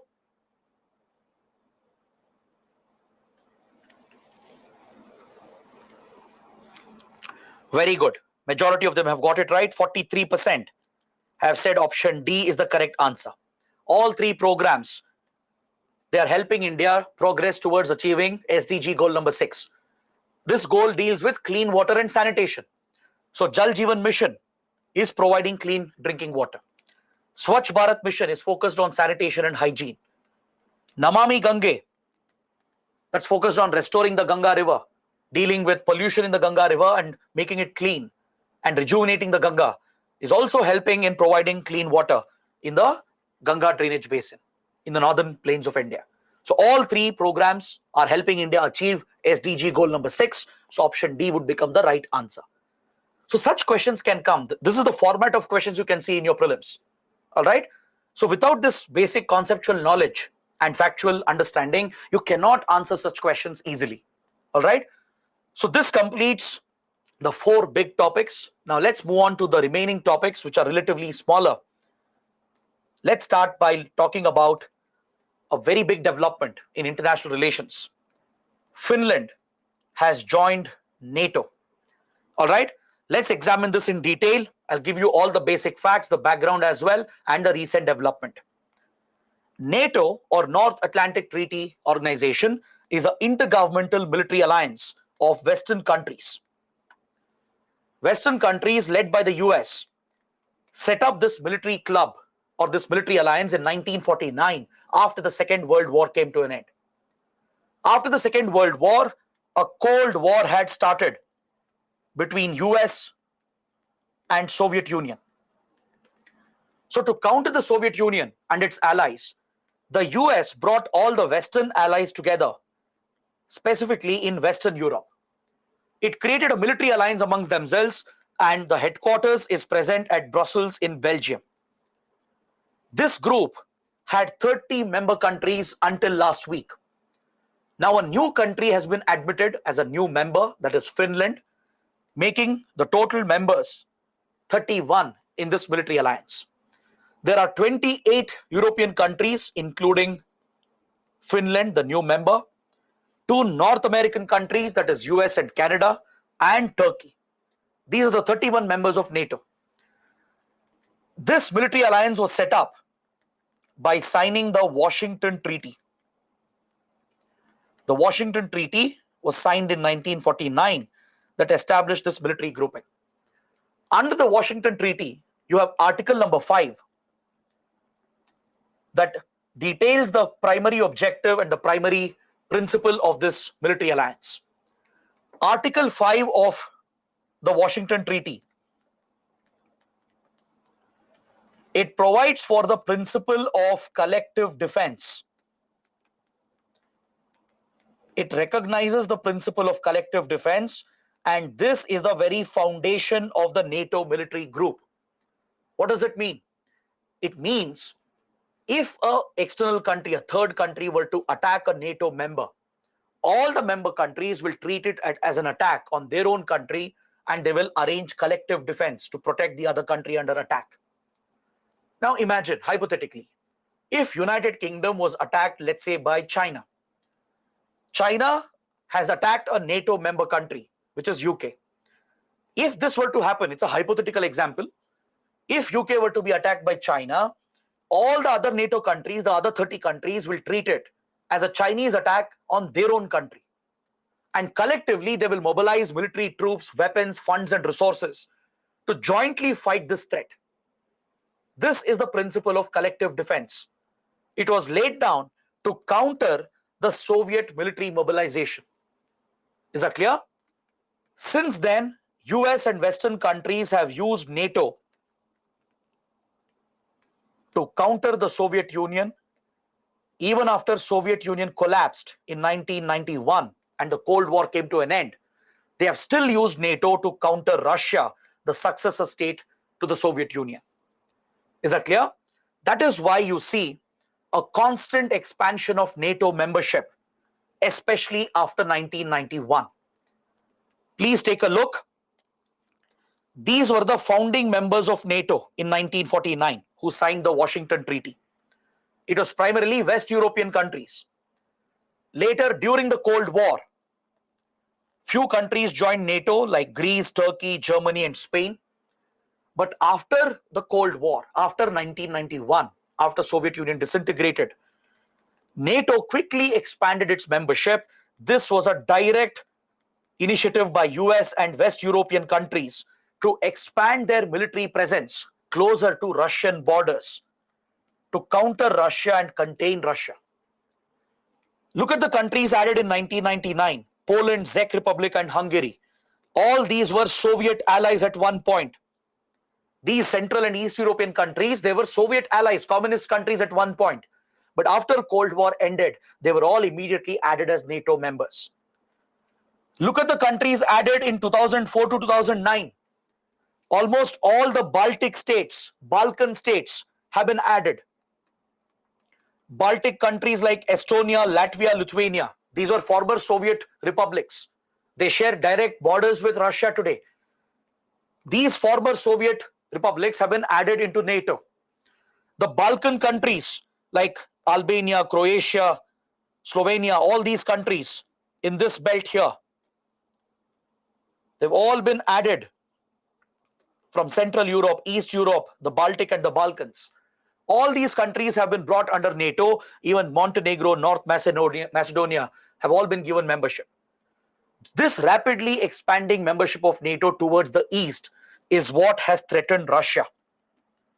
Russia feels threatened by this because in NATO countries, foreign troops, foreign weapons, and even missiles can be deployed. For example, in Poland, after joining NATO, US and other NATO allies deployed their troops in Poland, deployed missiles in Poland that could threaten Russian missiles, thus cutting off Russia's nuclear deterrent. This became the primary reason why Russia started getting aggressive and started countering the Western countries. They were looking to give membership to Ukraine. Ukraine was eager to get membership of NATO. This is the primary trigger for Russia to attack Ukraine, because Russia wants to protect its influence at any cost. It can't afford Ukraine to join the NATO. This could allow US to station troops and missiles right next door to Russia, which could cut off Russia's nuclear deterrent. That is the prime reason why Russia was triggered, and it has taken aggressive steps since 2014. It annexed the Crimean Peninsula, sponsored a separatist war in eastern Ukraine, and last year it has invaded the country itself, triggering a major war looking to bring down Ukraine itself. Right? So that is why the topic is very, very important, and you should understand more about NATO membership, the criteria and the process. That's from a prelims point of view. Who can become members of NATO? What's the process here? For this, we need to look at Article 10 of Washington Treaty. Article 10 of Washington Treaty provides an open door policy where any country can be invited by NATO members to join the military alliance. See, essentially, it is meant for European powers, Western powers, which are aligned with democracies like US and West European countries. But technically, any country can be invited because there is an open door policy, meaning everyone is welcome to join NATO. But there is a criteria. They have to meet certain basic requirements. They must have a strong commitment to uphold democracy and tolerate diversity.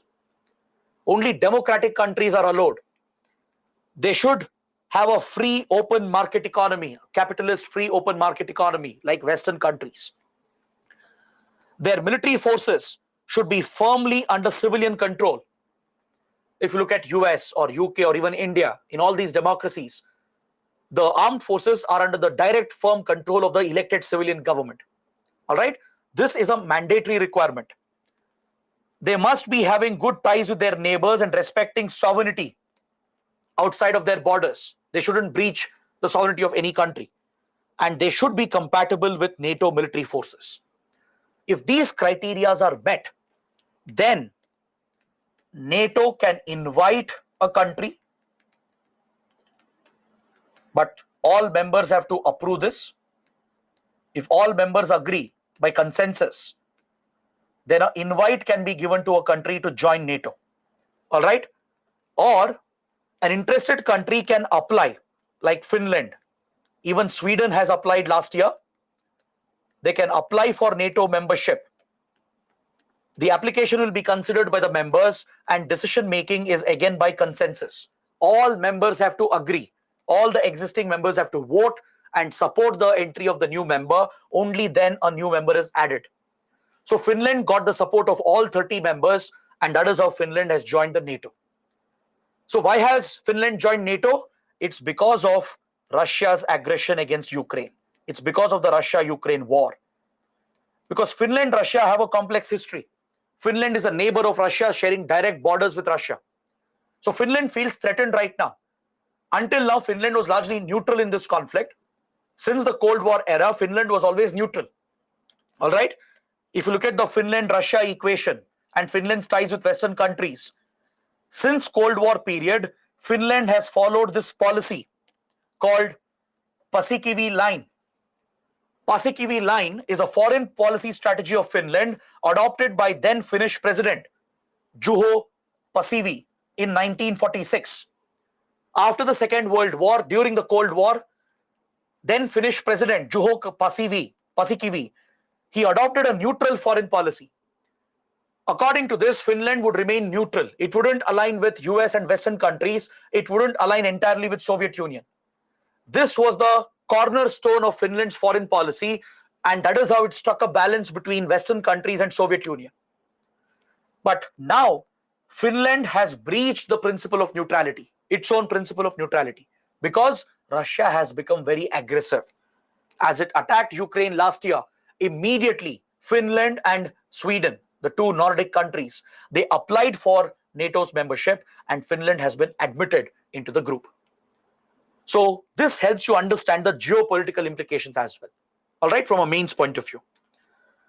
Now, please take up this practice question. Which amongst the following is not a NATO member? Sweden, Finland, Norway, Denmark. Please think and answer. I'll be launching the poll. 15 seconds to go. Which of these countries is not a NATO member?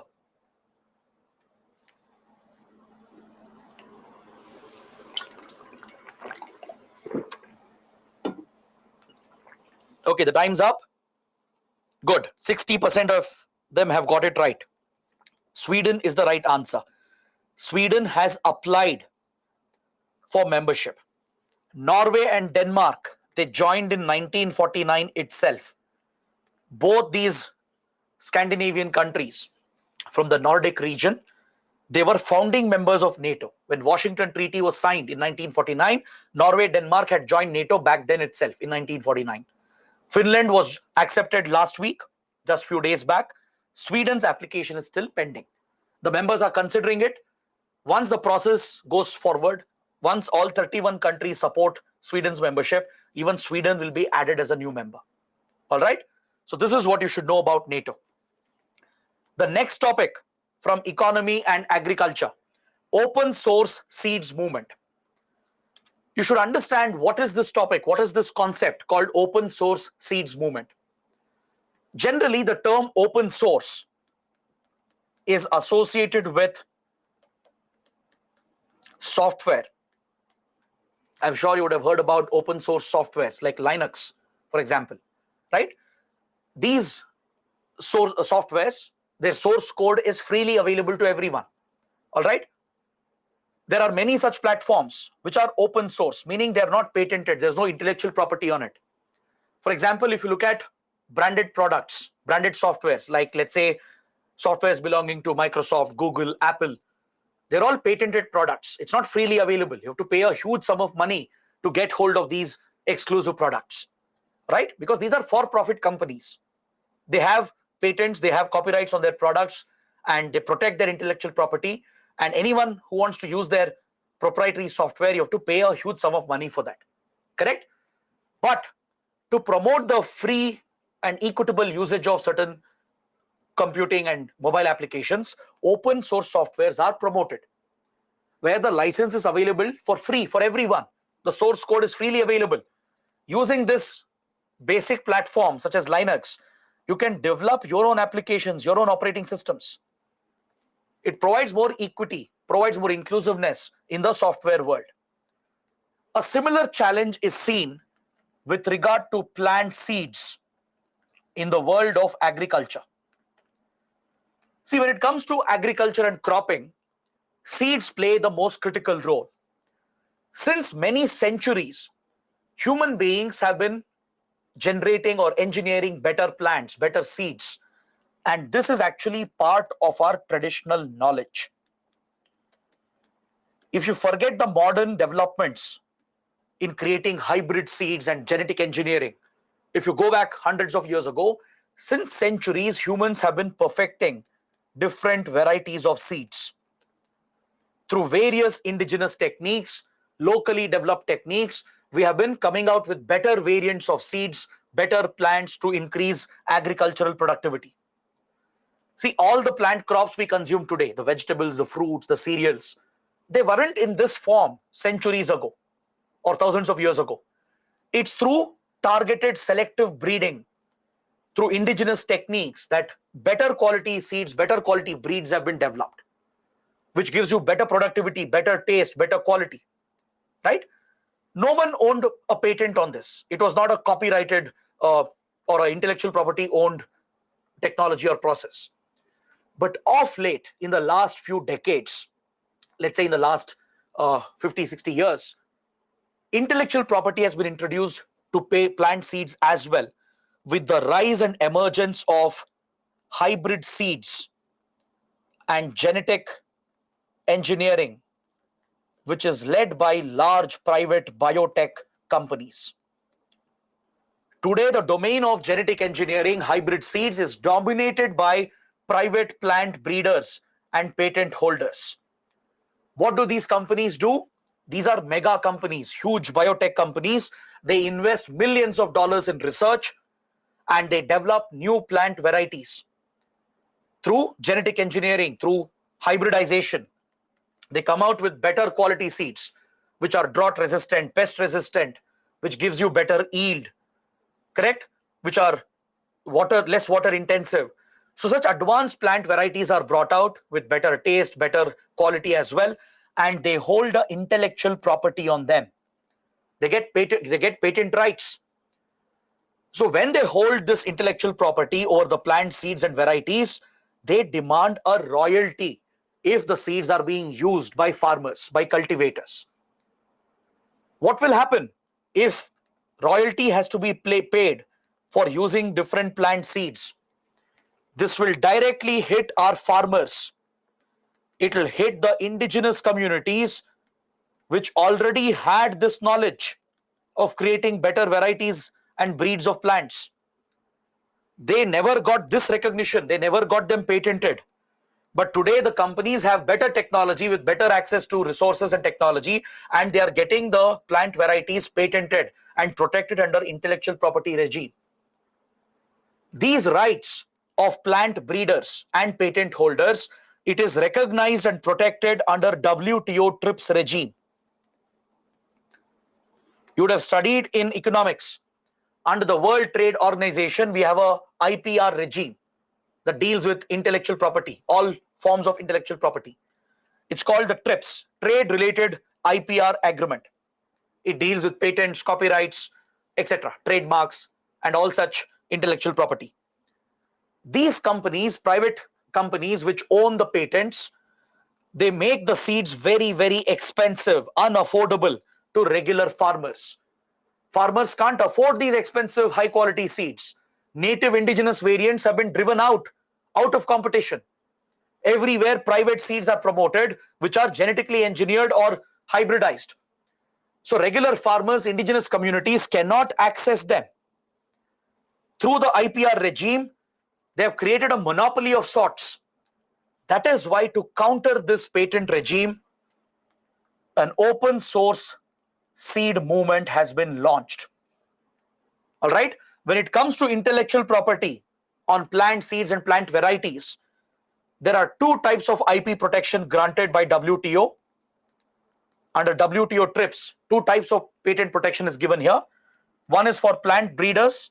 Their plant breeder rights are recognized and the patents are also allocated. These are two types of IP protection given under the WTO TRIPS. So plant breeders, who are usually private companies, when they come up with new varieties of seeds, they will get those seeds protected as part of their intellectual property. They apply for patents and get patents allocated as well under the IP laws.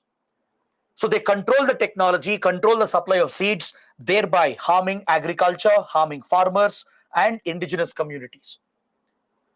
Is that clear? So this affects rural development. It affects agriculture, takes a direct hit on farmers and the traditional indigenous tribal communities. It has implications for food security as well, as these companies with all the intellectual property, they will establish a monopoly and control the markets. So that is why, to break free from this monopoly, a parallel movement was started in 1999 called Open Source Seeds Movement. This model was first started by T.E. Michaels. Similar to our open source software, similarly, higher quality plant varieties and seeds were developed, which would be open source. They wouldn't get patents on it.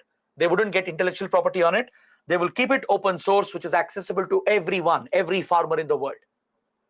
This was cemented by a German NGO called Agricol in 1990s. Today, this has become a global movement.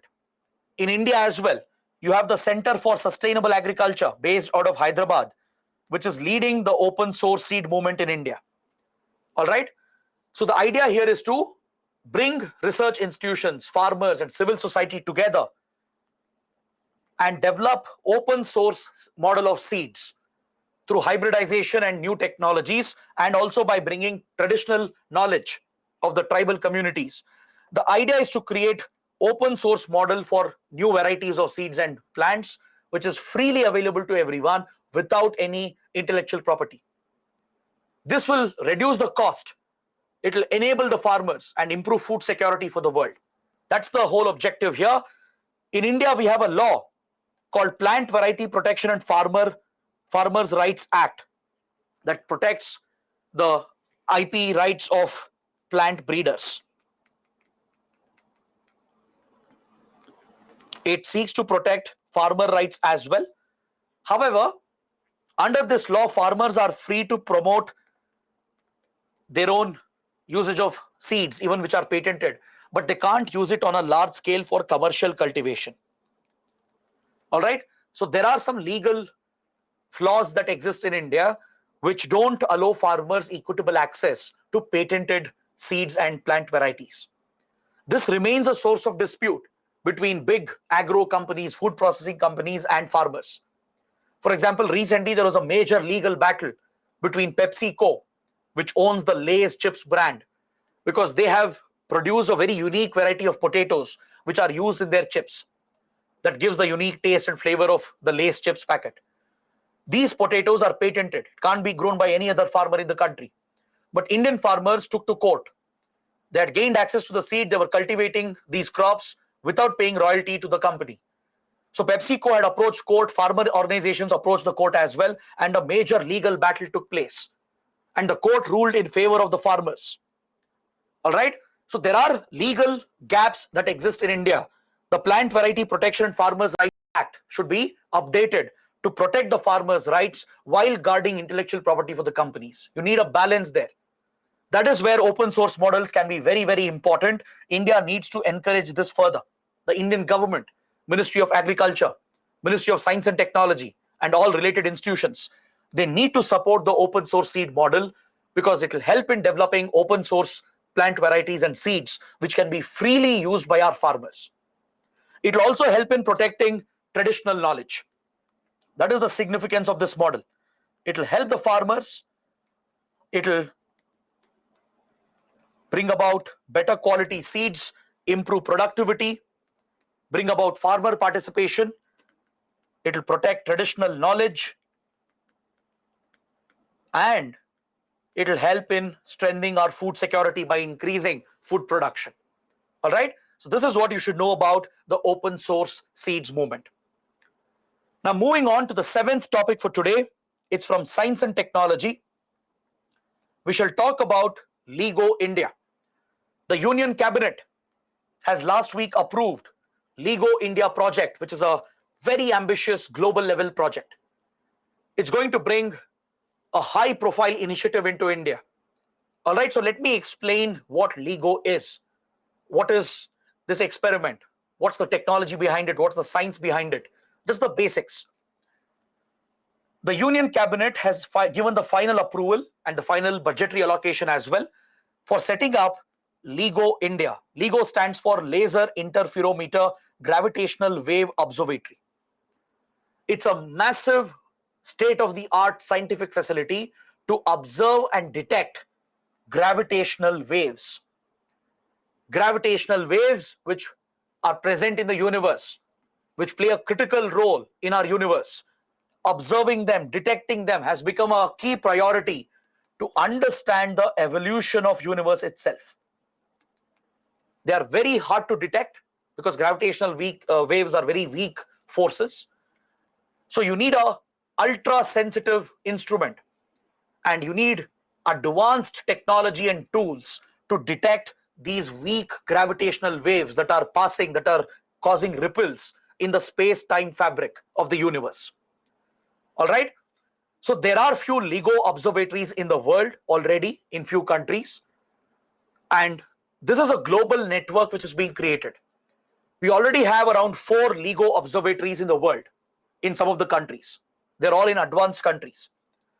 The final node of this network has been proposed in India.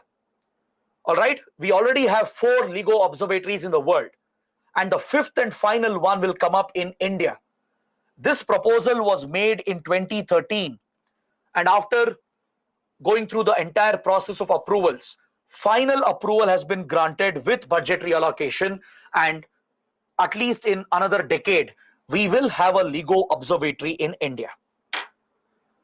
What does it do? It basically will result in the setting up of a massive advanced scientific facility to probe the universe to detect and study the elusive gravitational waves. All right. Now let me give you a little bit of scientific background as well, just the basic science behind it to answer any possible science question. As I told you, it's an international network of laboratories to detect these minute ripples in the space-time fabric, which are produced by large celestial objects like your stars, planets, etc. All right. Now to look at the science, the physics behind it. Isaac Newton discovered gravitational force, right? He explained the force of attraction, what keeps objects grounded to the surface of the earth. And he also theorized that this is what links the celestial bodies as well, keeps them locked in a motion against circular motion against each other. But Isaac Newton couldn't theorize and explain the other inaccuracies that were coming up. Many centuries later, many years later, Albert Einstein brought out a revolutionary theory, a breakthrough theory, that is the general theory of relativity. He postulated that gravitational waves behave very differently than what we experience and what we can imagine. Albert Einstein was of the opinion that the universe is made up of a space-time fabric. Space and time are key parameters, right? If you imagine them to be two different parameters and you weave them together, you get a fabric like a piece of cloth. All right. So in an imaginary way, space and time have fused together to create a universe scale fabric. Something similar to what's depicted here in this image. This check pattern, the square box pattern you see here, represents the space-time fabric. Albert Einstein said that according to his general theory of relativity, large celestial bodies are sitting on this fabric. Now take a big sheet of paper or take a big piece of cloth and place something heavy on it. What will happen? The fabric will sink. There will be a depression caused. Albert Einstein said that's what is happening in the universe. The planets, the stars, they are so heavy and massive. They are causing the space-time fabric to sink, to bend. This curvature is what is pulling the objects together. All right. when there is a slope created, any object, let's say there is a small body located here next to this planet. Because of the mass and size of the planet, space-time fabric has been depressed. There is a depression which has taken place here. So at this point of curvature, any object present will get attracted towards this body. So let's say Earth is sitting on this space-time fabric, causing a depression. Our satellite moon, which is present nearby, gets pulled towards this depression because there is a slope here. And this is the gravitational force that celestial bodies experience, that we also experience, according to Albert Einstein. This was a landmark theory, he suggested, but it could never be proven. To prove this, we had to detect those gravitational waves, the waves which are present everywhere, the small, minute, weak forces which are pulling the bodies together, keeping celestial bodies locked in a circular motion around each other. All right? So to do that, you need a LIGO observatory to detect these waves and prove that these waves exist. To prove that Albert Einstein was correct, you need a LIGO observatory. It's essentially a very large facility where two parallel laser instruments are set up in a perpendicular direction. All right? Laser is used because it's very sensitive, very precise. And in these perpendicularly arranged pipes, it will stretch to 4 or 5 kilometers in length. It is a very massive facility. All right? So these columns are set up where sensitive lasers are beamed in the column, and any ripple caused by the gravitational wave, any minute ripple, can be picked up by the disturbance caused in the laser path. So laser interferometer observatory is very crucial to detect and validate the presence of gravitational waves, to show that the universe is a space-time fabric where the celestial bodies are causing a depression, thus pulling the bodies together. And these are the ripples we experience. When you drop a piece of stone in water, ripples are created. Similarly, when you drop a heavy celestial body on the space-time fabric, ripples are sent out around the depression.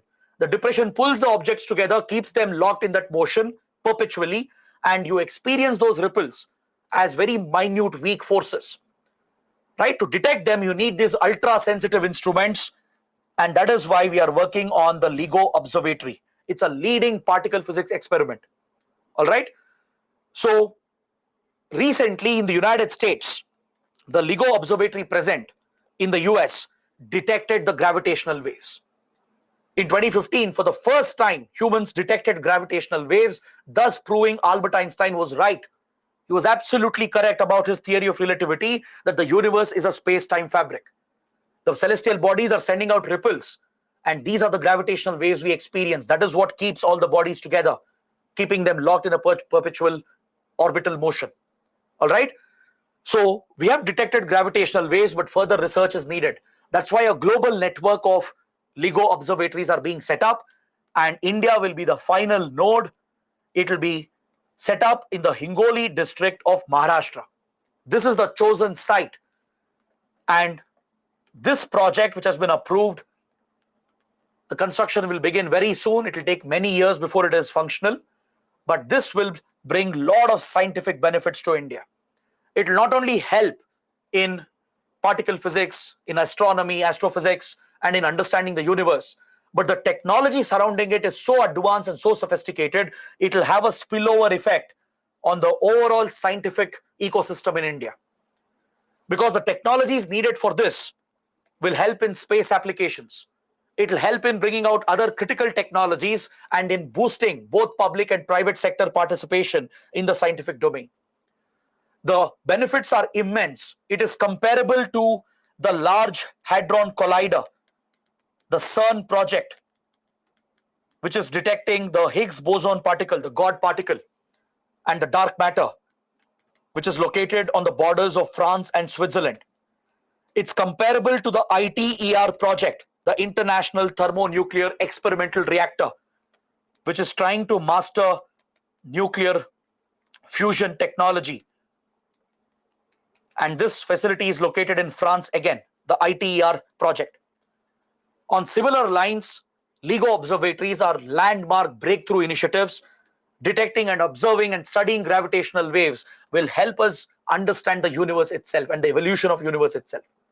Such a mega project is coming up in India, and this project has been approved by the Union Cabinet. All right. So take up a basic question here. LIGO facilities are currently located in which countries? USA, Japan, France, Italy. Let's see if some of you know the answer. Okay, the poll is live. You got 15 seconds. Let's see if someone has read about LIGO observatories, if they know where the 4 observatories are located. I told you there are 4 LIGO observatories today operating. The 5th one will come up in India. That's the one which has been approved.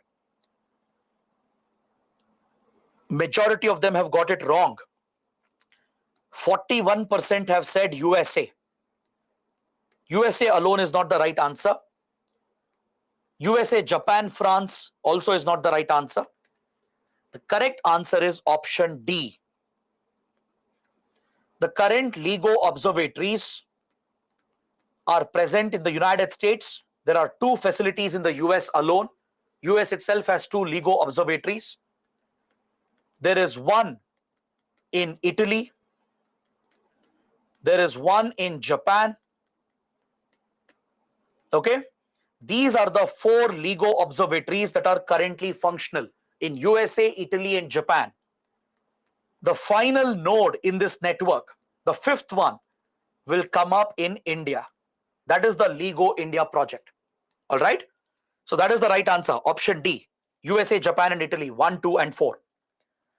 Coming to the last topic, a very small topic, but very important for your prelims. I want to talk about the COPE India exercise, which has started just a couple of days back between Indian Air Force and US Air Force. It's a major bilateral exercise involving India and US. So you should be familiar with all the important military exercises involving India and US because it's a very, very important topic for your prelims. India and US are very close defense and strategic partners. We have very close military relations. We have multiple exercises with each other, including bilateral and multilateral exercises. So UPSC might ask a question here. COPE India is an Air Force exercise between Indian Air Force and US Air Force.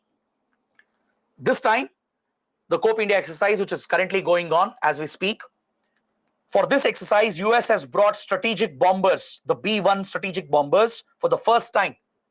It can carry nuclear weapons. All right, these are massive strategic bombers of the US Air Force, which have nuclear capabilities. For the first time, the strategic B-1 bombers are being brought into the exercise. It promotes interoperability between Indian Air Force and US Air Force. This year, Japan has been invited as an observer to participate in COPE India exercise. Please note down this point.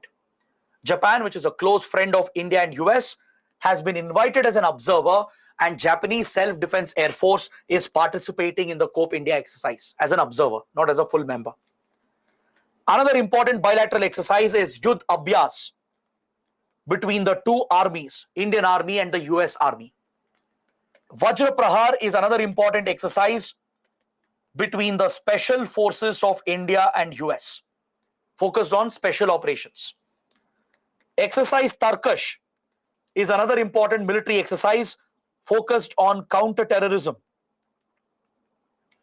between India's NSG, National Security Guards, and the special forces of the US. These are 4 major bilateral exercises between India and US. We also have multilateral exercises like the Malabar naval exercise. Malabar was a bilateral exercise before. It was just a bilateral exercise between India and US, started in 1990s. But now, along with India, US, even Japan and Australia participate in this multilateral naval exercise. Is that clear? India, which is the host of Malabar, has invited Japan and Australia as well, thus making it a multilateral exercise. Similarly, US organizes a multilateral naval exercise in the Pacific Ocean called RIMPAC. It brings all the rim countries of the Pacific Ocean. All the littoral states of Pacific are invited by US, and India is also invited. Indian Navy also participates in the RIMPAC exercise of US. It's a multilateral naval exercise in the Pacific. The US hosts another multilateral Air Force exercise called Red Flag, to which Indian Air Force is invited, and Indian Air Force participates in this multilateral exercise as well. These are some important bilateral and multilateral military exercises involving India and US. Better you remember them, because there can be a straightforward prelims question here. All right. On this note, I bring my discussion to an end. I've covered 8 important topics with a number of subtopics. I hope it was a good and useful discussion.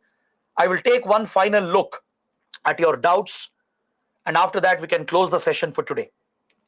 Just for a couple of minutes, let's see what doubts you have. Kiru Bagar is asking, can India become a NATO member? The possibility is there, because NATO has an open door policy. All right. And there are reports that NATO is reaching out to India for closer military relations and a possible military exercise. There are unconfirmed reports of NATO considering inviting India to join the grouping. All right. These are all unconfirmed reports. But however, India has an independent foreign policy. Our foreign policy is based on the principle of strategic autonomy. We have never joined any military clubs. We don't join military groupings. So it's highly unlikely that India will ever join NATO. All right. But however, the possibility is there, because NATO has an open door policy. Surabhi is asking, what made Bhutan dependent on India?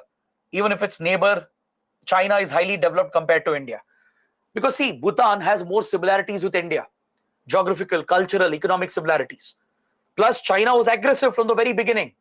China aggressively occupied Tibet, and Bhutan felt threatened in 1950 and sought India's protection, India's help. And apart from the civilizational, cultural links, we have given a lot of economic support to Bhutan, all essential supplies to Bhutan. All right, Bhutan is a landlocked country, right? It has a natural disadvantage, and India has been helping Bhutan from a long time. So India and Bhutan are natural partners. China is never in the same position. Bhutan has never sought any such help or assistance from China. China is a threat for Bhutan. All right, so that is why China and Bhutan are not close. What is the use of multilateral, bilateral exercises? See, these military exercises are practice exercises. All right. Now, for example, before the World Cup, let's say cricket or football World Cup, friendly matches are organized. Why? To build friendly relations. And also, it's an opportunity to learn from each other. You learn the skills of another country, right? Military exercises are designed for not just building close friendly ties between the armed forces, but also to help each other, to train with each other, to promote interoperability. If ever a joint operation has to be done, these forces will be prepared, because they know how the other side will function, how they strategize, how they communicate. So close trusted partners and close friends, they often have these military exercises to promote that interoperability.